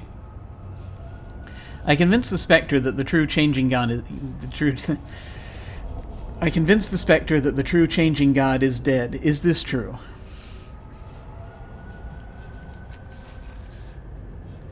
It is late to speak of truths and identities. The one you called the Spectre was the embodiment of the changing God's life and memories. When you convinced him he was dead, that became true enough. All that remains of the changing God, all that he is and was, is here, now, in the labyrinth. Idiris said she never used a tidal surge in her life. How did she abuse the tides? The surges are one manifestation of that suffering, but your kind draw and distort the energy of the tides at a level you cannot understand. Her passage left lovers squabbling, children crying, and conflicts escalated that might have been avoided.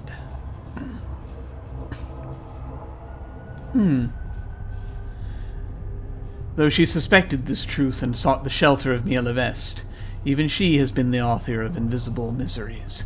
Every one of you is the same. Okay? So, what happens now? It is up to you. The question is, with what purpose have you come? I never meant to come here. I came here to stop you from hunting us. I came here to end the tidal abuse caused by our bodies. I came here to keep the changing God from snuffing out our existence. I never meant to come here.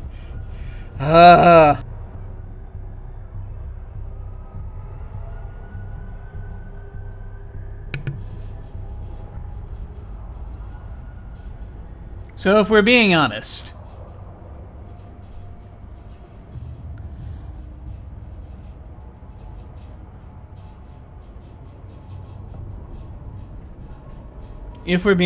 it was to keep the changing God from snuffing out our existence.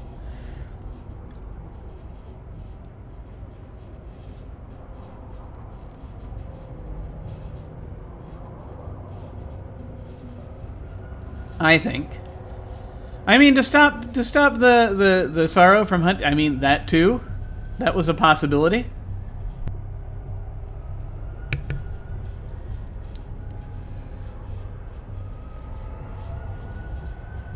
But of the two, I think this is the stronger motivation.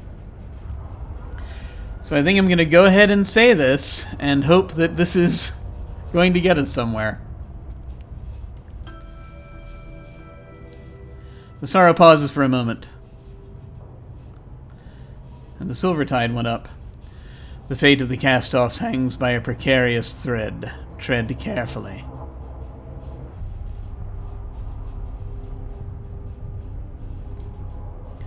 My sire believed that subsuming all the cast-offs into himself would stop you from hunting us. Is that true? The first said that severing the connection between us would stop you from hunting us. Is that true? What if I just want everything back the way it was? Is that possible? How do I choose?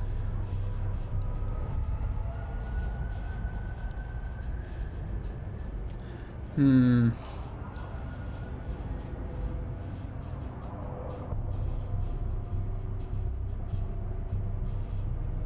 gonna try this one.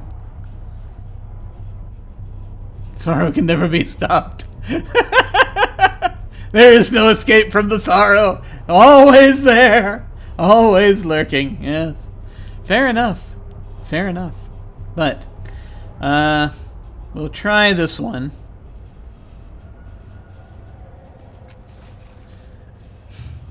The connection of which she speaks is the labyrinth itself.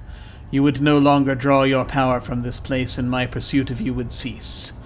Your sister's solution would have shattered this place. It would have destroyed the tidal seals that protect the populace from madness. My charter is to guard those seals, to protect that energy. Had her plan actually worked, it would have destroyed the minds of thousands. I could not allow that to occur.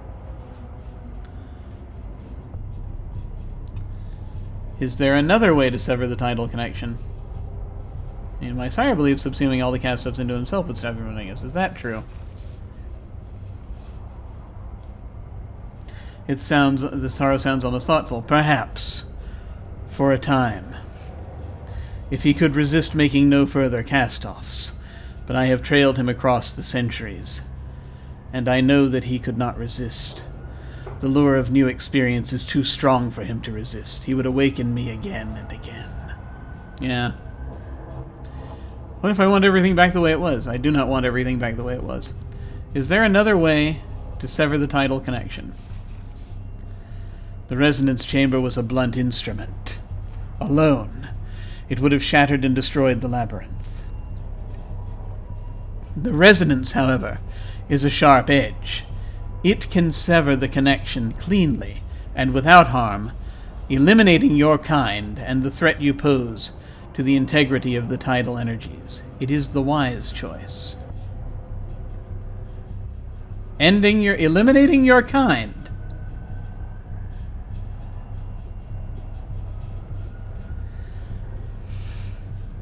Tell me again what would happen if we severed the connection between cast-offs. You and your kind would die, requiring no intervention from me. It wouldn't be a choice you made to eliminate the danger you... It would be a choice you made to eliminate the danger you pose once and for all. Okay, so that's not an option. Necessarily. I mean, sacrifice, self-sacrifice, is an option. What if I want everything back the way it was? Is that possible? It considers your words, teasing out the ramifications. At last it speaks. Yes. You and your kind can continue to exist, and I will continue to hunt you down, the ever-present looming specter of your mortality, erasing you from history one by one. I will allow this.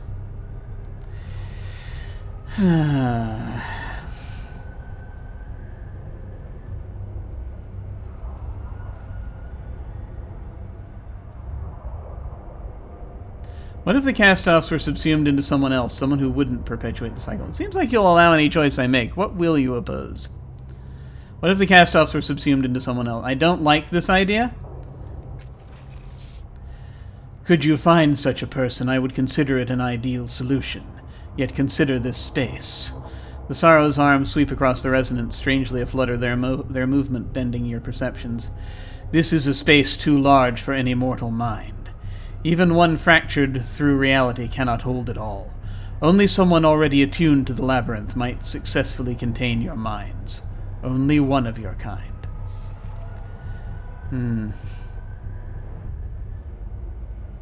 It seems like you'll allow any choice I make. What will you oppose? It hesitates, as if not sure it should impart this information. The resonance has the power to combine and sever, and to remove the protections over tides entirely. Doing so will unfetter a truly dangerous force. Imperiling the land and the psychic landscape for millennia. I cannot permit this choice, and will resist it with all my strength.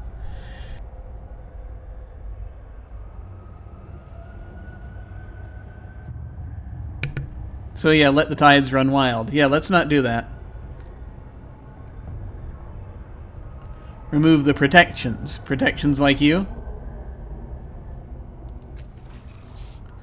I am a part of those protections, but not the only part. The released tidal force would flow across this territory, devastating the mental landscape. Many would suffer serious damage to their sanity, and others would find travel through the resultant psychic pollution impossible for thousands of years.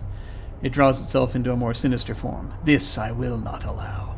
That's fair.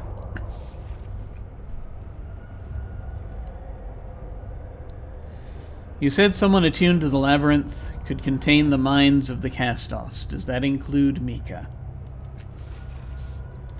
She has no body, but if you were to allow her to rise to the surface of your mind, to take your body, then it would be possible for her to absorb these experiences, though I do not know if it would cure the illness that spurred her father's experiments. That's a good question.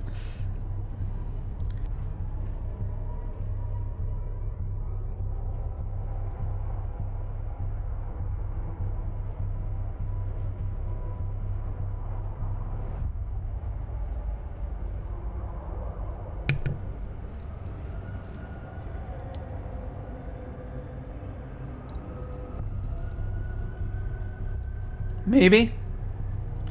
She seemed against what her father was doing. At least, that portion of her we've been speaking to.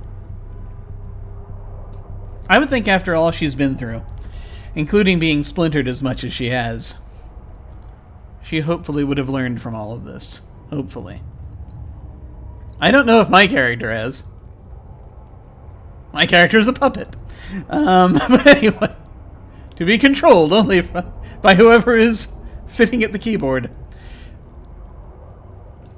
How do I choose? I have entwined myself through every piece of this place. It is mine. Tell me your choice and I will make it reality, if I approve.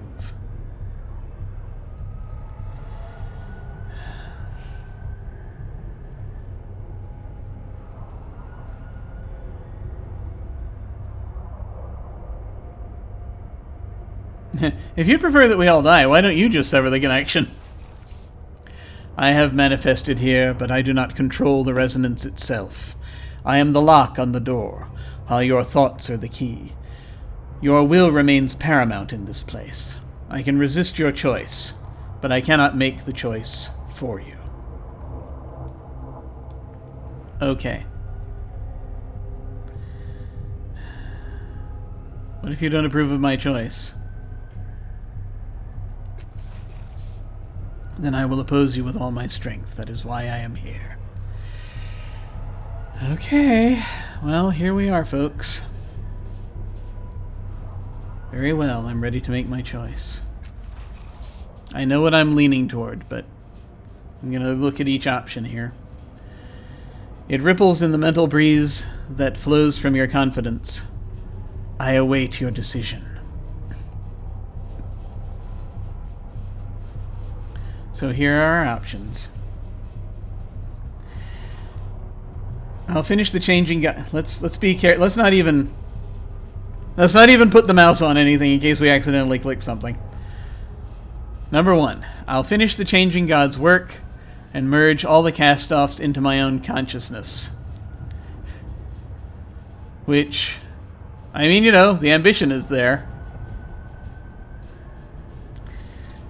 Unfortunately, that gets rid of all the other cast-offs. There's no way to do it. Number 2, we cast-offs are a cancer. I will sever the tidal connection to excise our influence on the world. We wanted to try and survive. That's all some of us wanted. We didn't know what we were doing. Now that we know, it might be easier. 3, none of these choices are right, and I have no right to choose the fate of so many. I want to return everything and everyone the way it was. Which, you know, we just keep going. The sorrow keeps hunting us. And the cycle keeps going forever and ever and ever. I don't know if... This is an opportunity to change everything. I don't like that. I don't like it. And I get this argument that none of the choices are right. And he shouldn't have the right to choose the fate of so many.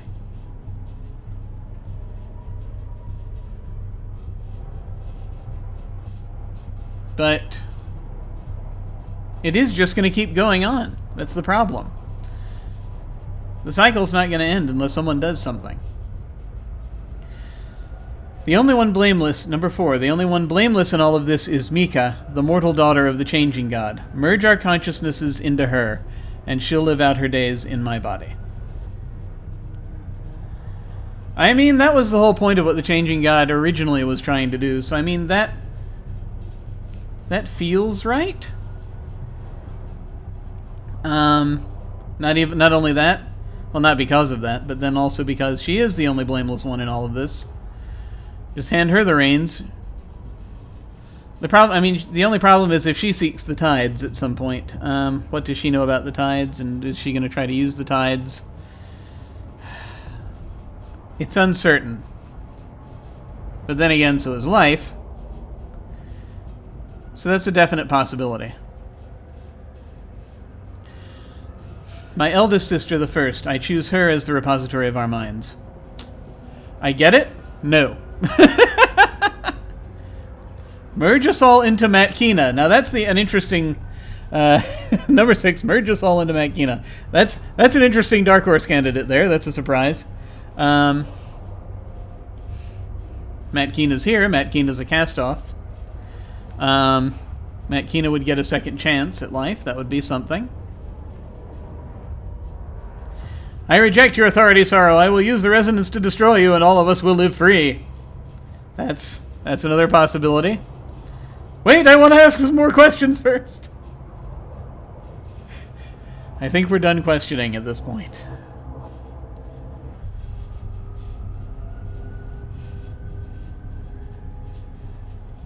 So there's destroying the Sorrow somehow.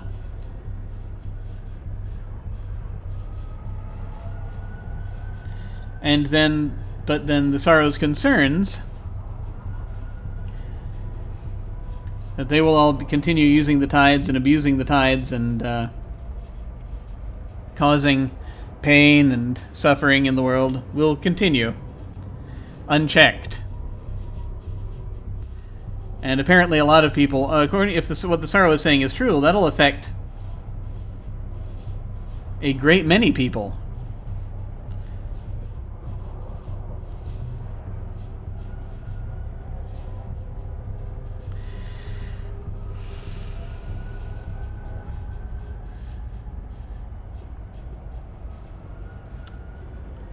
These are all interesting endings.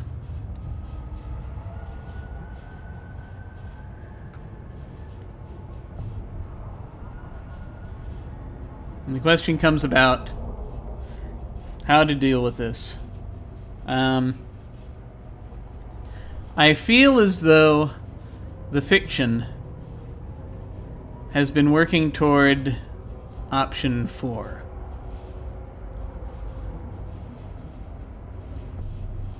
Merging everyone into Mika.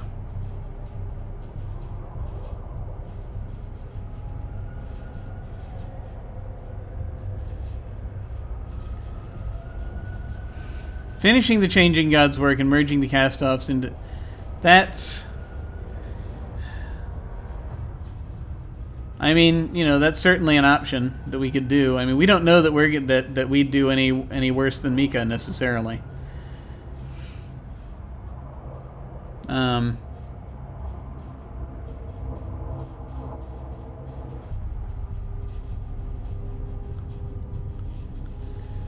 Making everything back the way it was is always a possibility. Matkina is an interesting idea. It's an interesting idea giving it to Matkina. Just because, you know, she would then be able to resolve her life. And that's the fiction almost kind of suggests that a little bit. But I think the one I'm feeling most strongly here is option 4. Just letting Mika live, which is A, what the Changing God was really trying to do and turned away from, and B, a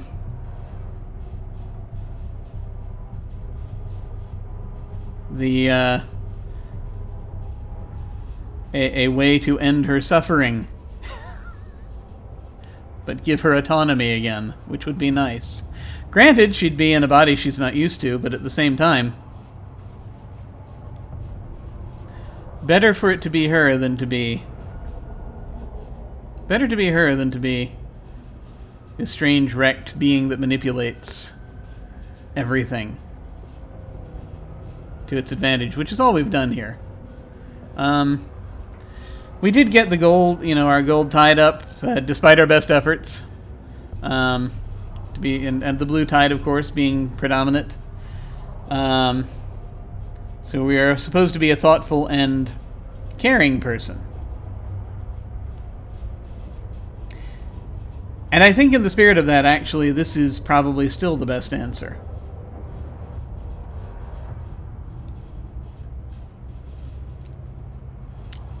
So here we go. Cursed gold tide. First cast off. Her? You choose the catalyst of this whole situation to survive? She is not blameless. Without her, you'd never have attracted the Sorrow's attention in the first place. She has been dead for centuries, you fool. Centuries, you fool. Give the gift to the living. Gold tide raised a small amount. Mankini shakes her head. You're wrong again, Marilel. He has a reason for this choice. Look at what you've done with the life you've led. Look at what I have done. Do you really think you'd use extra years for anything but your own glory? Doubt it. The Sorrow pauses, evaluating you. You have lived your life compassionately and with sacrifice. Your answer does not come as a surprise, though your willingness to sacrifice the lives of all your siblings does. Yeah, that's the one problem. Tell me, why have you made this decision?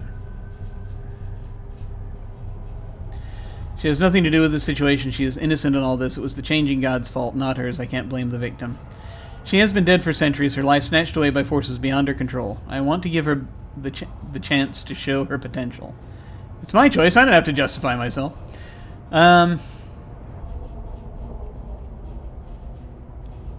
Yeah, because, I mean, there's, I can't blame the victim.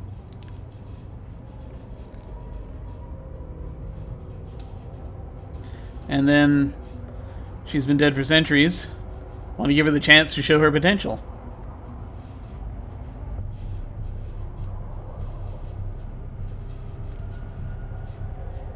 I mean, both of these are true.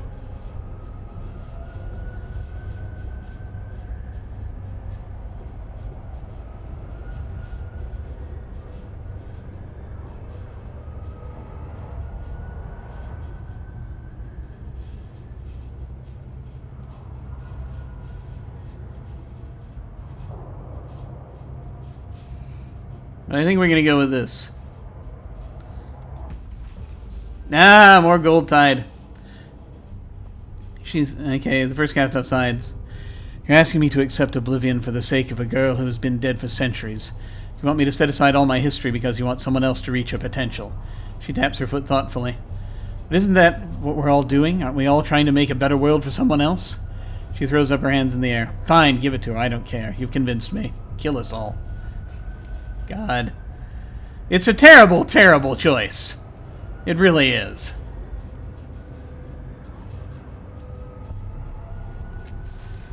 A fair answer.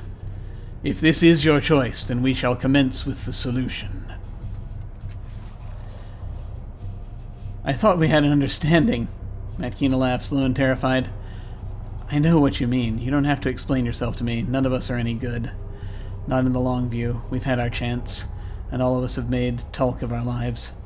You're making the right choice.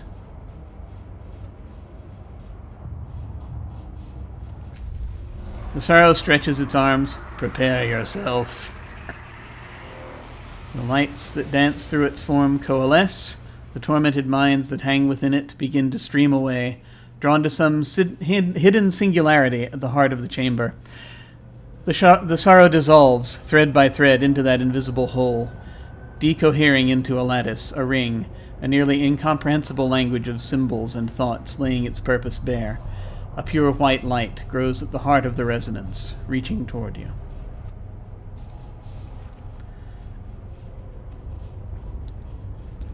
The light envelops you in a soft embrace. The walls of the labyrinth collapse around you. You and the other cast-offs become the singularity. And the minds of the cast-offs trickle toward you, a stream, a torrent, a flood, a tsunami of experience and memories that stretch across centuries and worlds unimagined. And you remember it all. You remember it all, the pain and tragedy and suffering and triumph, all the motes and dreams of countless others trying to leave their mark on the world. Let the memories come. Resist these last memories! No, we must let the memories come! Blue tide. The torrent continues as you surrender control. The memories of cast-offs you have met, the ones you will never meet, fill your mind and overwhelm you. You taste their bitter notes and their sweet. You taste their bitter notes and their sweet. The knowledge of solitude and the deaths of friends, every life, every love, every enemy. The first kiss, the first broken heart, the triumph of justice served, the ashen thrill of revenge realized, sadness, joy, fear, anger, the secrets hidden and the truths revealed. All their memories and hopes congeal and compress, joining yours. They overwhelm you, a rising tide of demands and wills honed by centuries of life, drowning you within them. You surrender your identity, sinking into the resonance, and they sink with you, combining into a single sweet note. And then the memories are gone as you stream into Mika's mind and memories, filling her with the wisdom and experience of your lives. You shut out sensation and thought, coiling in on yourself like a flower returning to its seed. And then a great radiance surrounds your mind, an encompassing brilliance. You slip into oblivion, secure in the knowledge that some fraction of your life continues on.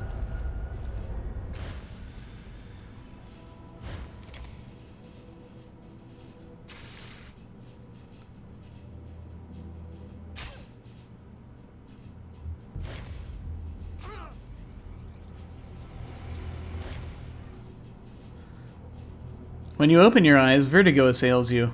The sorrow hovers here, its tendrils coiling and twisting. You sit up.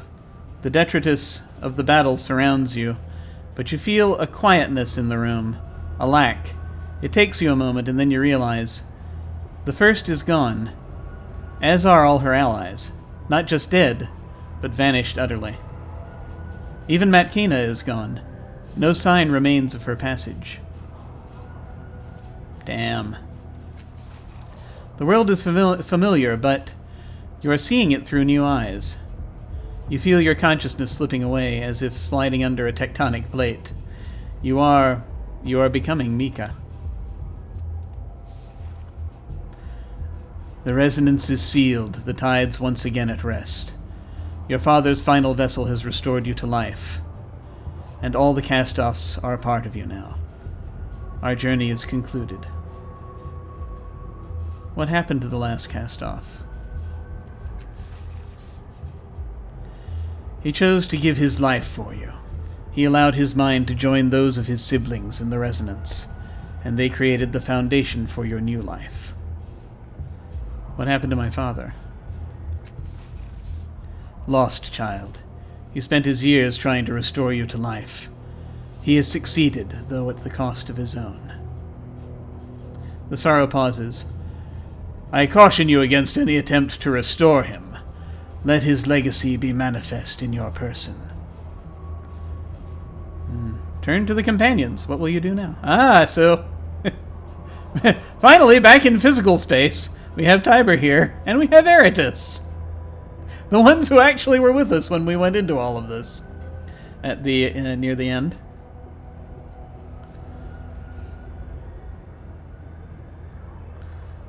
Tell me again what happened now. Turn to the companions. What will you do now? If you need me, I'll be here, Les.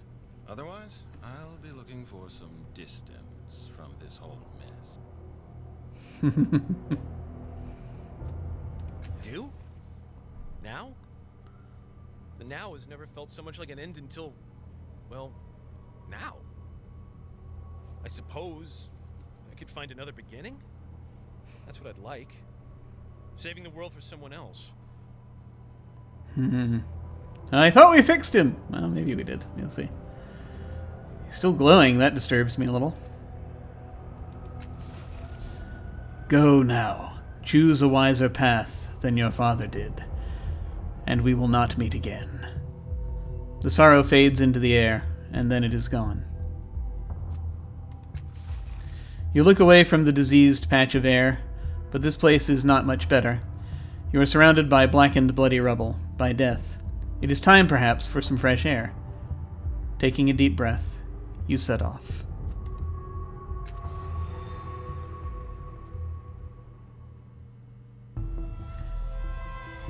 The daughter of the changing god set out into the world he had, without knowing, made for her.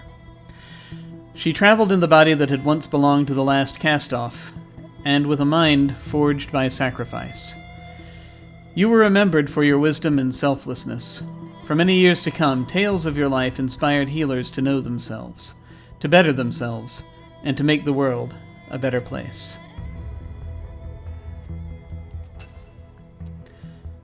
Aligarn sought his friend Orth, but never found him. In despair, he journeyed west. Credits! Through Ogorkala, and into the Steadfast. Oh, yeah, through the Clock of Kala. None could provide him the answers he sought, and he became a dead-eyed mercenary, hurling his living tattoos with abandon. Oh dear, we didn't resolve that in a good way. He was a haunted man. Damn it!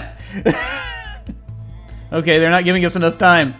Castellage eventually found a way to be free of her sisters, giving up her multiple realities for a single concrete one. The lessons taught to her by the Last Csatoff gave her hope for this life over any others, and through perseverance and the memories of the time they shared, she was able to appreciate the life she had and die at an old age happy. Oh, goodness. Okay. Seeking a way to atone for his failures, Tiber left Sagus and the Bloom behind and traveled to the nameless village where he and Alvinia had once broken each other's hearts. To his surprise, he found that the villagers were still there. The noble that had tried to drive them away had been killed by a large masked man many years ago. To his credit, Tiber did not lie to them. He told them who he was and what he had done, and he swore to protect them until the end of his days. He did, and the villagers forgave him in time. Later, they respected him, and when he died in his sleep decades later, they mourned him as one of their own. Good God. See, it just goes on without your clicking on anything, I'm pretty sure. I'll go ahead and click next. The hero Eratus was never seen again, but in a nameless field not far from the Valley of Dead Heroes, an aging herdsman drove his newly bought Yol towards a rundown hut. Humming to himself, he rebuilt the hut stone by stone. That night he slept better than he had in years. He lived out as many years as a stranger to everyone who saw him in the tiny town where he bought his supplies, and one day a shopkeeper realized he hadn't seen the herdsman in months. That was the last time anyone thought of the man Eratus had become. Or whatever the being truly called itself, wandered off into the pathways of the labyrinth while the Last Csatoff confronted the sorrow, and was never seen again. Whether it died there or found a strange door to a stranger place, none can say. I do feel bad about Rin returned to her world content. She had rescued the one who had so kindly rescued her. In so doing, she brought closure to a significant part of her life. She would never forget the Last Csatoff. As for the rest of her story, that has yet to be written. Pico and Keek spent a long life together. Eventually, Pico convinced Keek there were better jobs on the streets above. They had it hard, but they always had each other. They eventually married and left the Sagus Protectorate in search of a quieter life. I barely remember who those are. Oh, yeah. No, I think I remember. Yes, they were down underneath. Okay.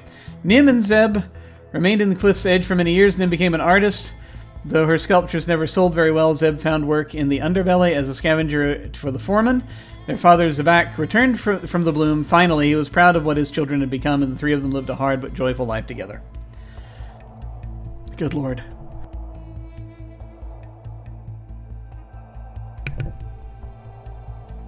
The Fifth Eye veterans recruited for the endless battle fought hard, but with the disappearance of the cast-offs, the endless battle quickly petered out. A few groups continued to fight, but most of the combatants left for other battles or simply for the comfort of a Fifth Eye drink. There's too much scrap here, man. The tiny construct children of the crippled foreman scattered throughout the city. They began building things at random, much to the consternation of their master foreman. Finally, the master foreman called for his workers to bring the small constructs into him. He was surprised at how much they had grown. Apparently, they had been building themselves as well as random pieces of the city. He now instructs them, treating them as he does his human workers, although it is clear he favors them more. What's unclear is how well they will continue to follow his instructions. The quakes beneath Sega's cliffs ceased for many years, and despite Peliai's concerns that without leverage over them, the Stika would return someday. She would stand in the square most days, preaching her fear to whomever would listen. One day, Peliai announced that she had evidence the Stika had returned. She called for a group of brave souls to follow her beneath the city to stop them before it was too late. Several of her bravest listeners followed her into the dark. Nobody knows what has become of them. With the Endless Gate closed, Ronos and the other surviving memorialists were able to clean and rebuild. There were so few of them left, so it took months before the last of the blood was removed. They used several different barrier ciphers to block the tomb that had held the Endless Gate in case something else ever came through again. They never did get rid of the smells. The bloom was relatively quiet for days after the Sorrow's attack on the Mamavra's fortress. Nearly all of the Mamavra's soldiers had fled, and the rest of the Bloom citizens waited quietly, wondering what would happen. When the Mamavra did not return and nobody rose up to take her place, that's when the fighting began. It started with the mutants of Little Niliesh, but soon every faction was involved. The Bloom became a deadly battleground, one the Bloom itself seemed to encourage, engorging itself on the lust of its denizens. Oh, great. Bresca harbored a small contingent of civilians inside the fortress, hoping that the violence would die down. They are still there, hoping. Cody served the observant spec as well as he knew how, though he never quite felt comfortable working in the shrine. He was loyal and trustworthy, but when Spec told him she was passing on, and asked him to take on the mantle of observant spec, he refused. He lived out the rest of his days working in the shrine, quiet and safe, and very nearly content. Renard, Artalio's second, continued in his commanding officer's traditions as best he could. Artalio's irregulars eked out a modest life in the Kyurgeon slump, even without their leader. When the troubles in the Bloom started, Renard and his men barricaded Kyurgeon's slump. They are still there, though the Bloom itself tears down every barricade they erect. They simply build another one, making sure the slump at least remains safe. Wow. I do like that they're giving us all these windows into things. The ruins of Mila Vest lie broken, untouched. It is more than a century before a group of explorers stumble upon them, wondering what happened in this place. What in the Ninth World could have caused so much destruction? Ah, it's a campaign seed, I see. And there we are. Oh my god. We're done! We're done! We have finished Torment Tides of Numenera. Orf.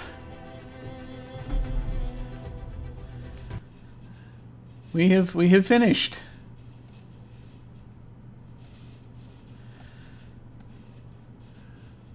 Let's put it back over here.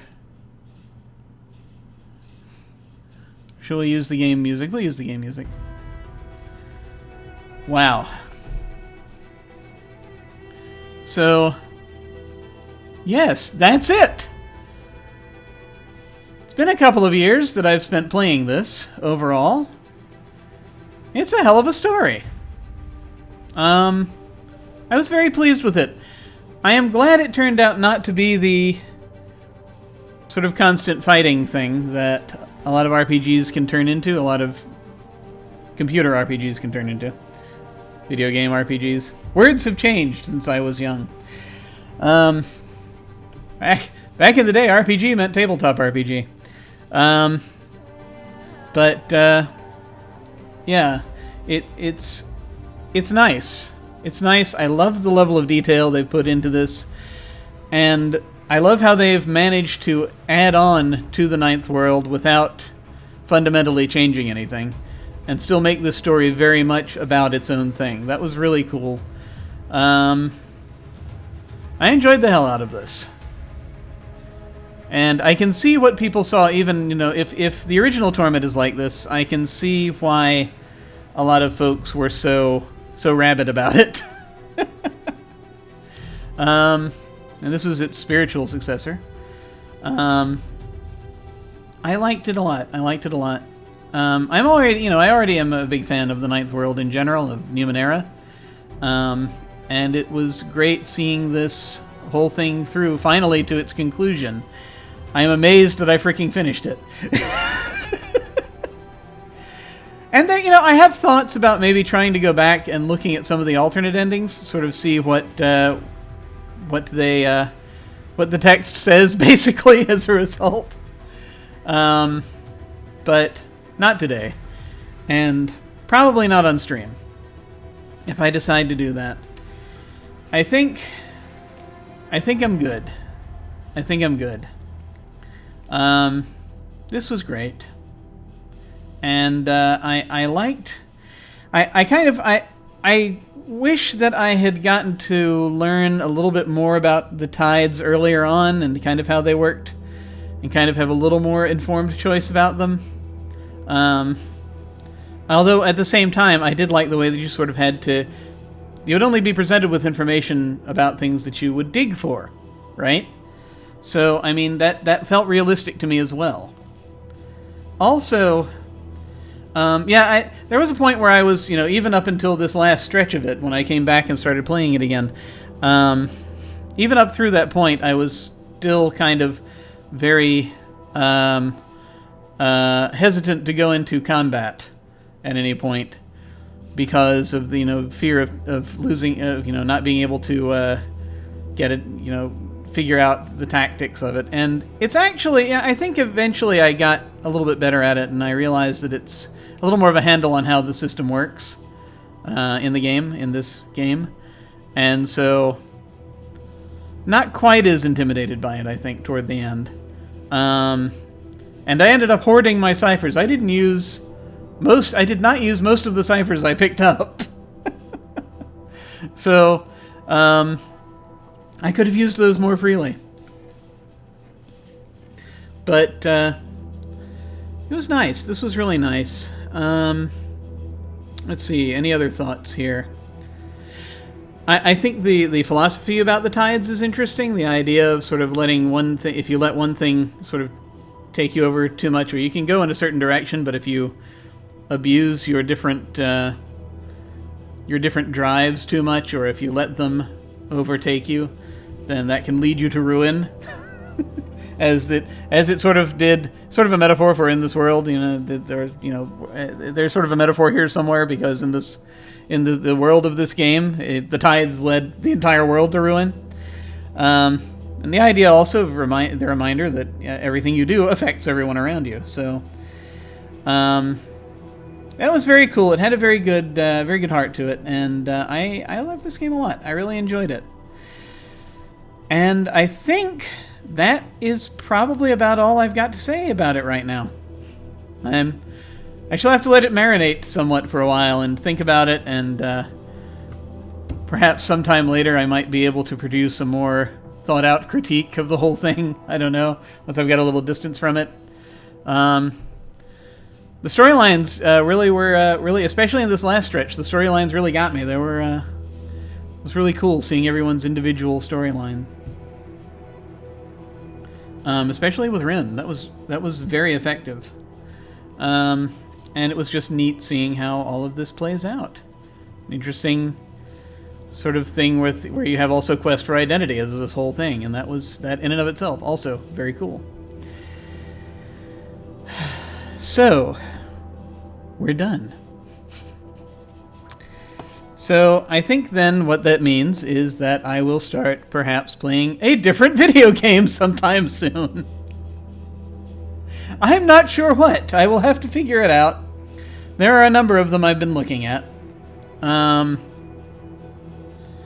I don't know if I'm still going to do it on Fridays or just do it whenever. We'll see. I'm trying to be semi-organic about this whole thing.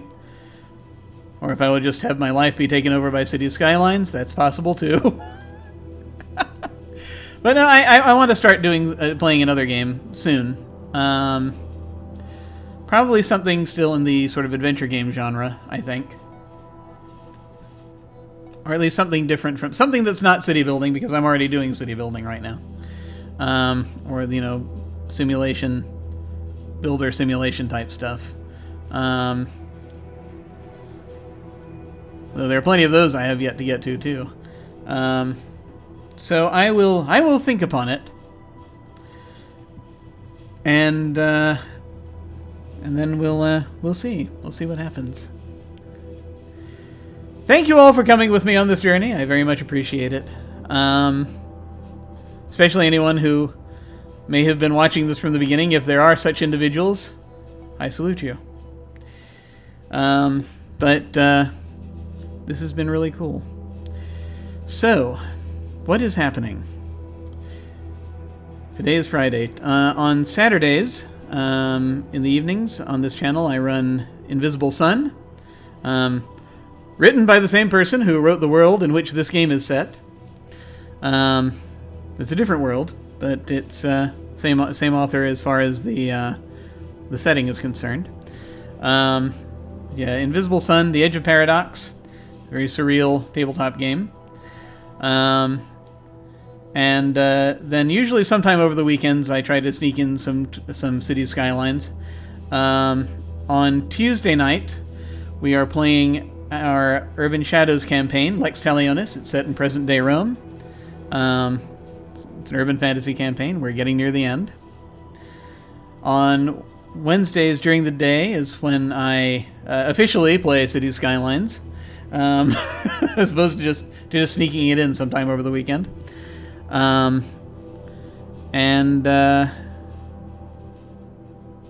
Then that brings us back around, and for now, that's it. There is more stuff coming within the next few months, I think. We're slowly putting things together. But that's all we've got at the moment. And I will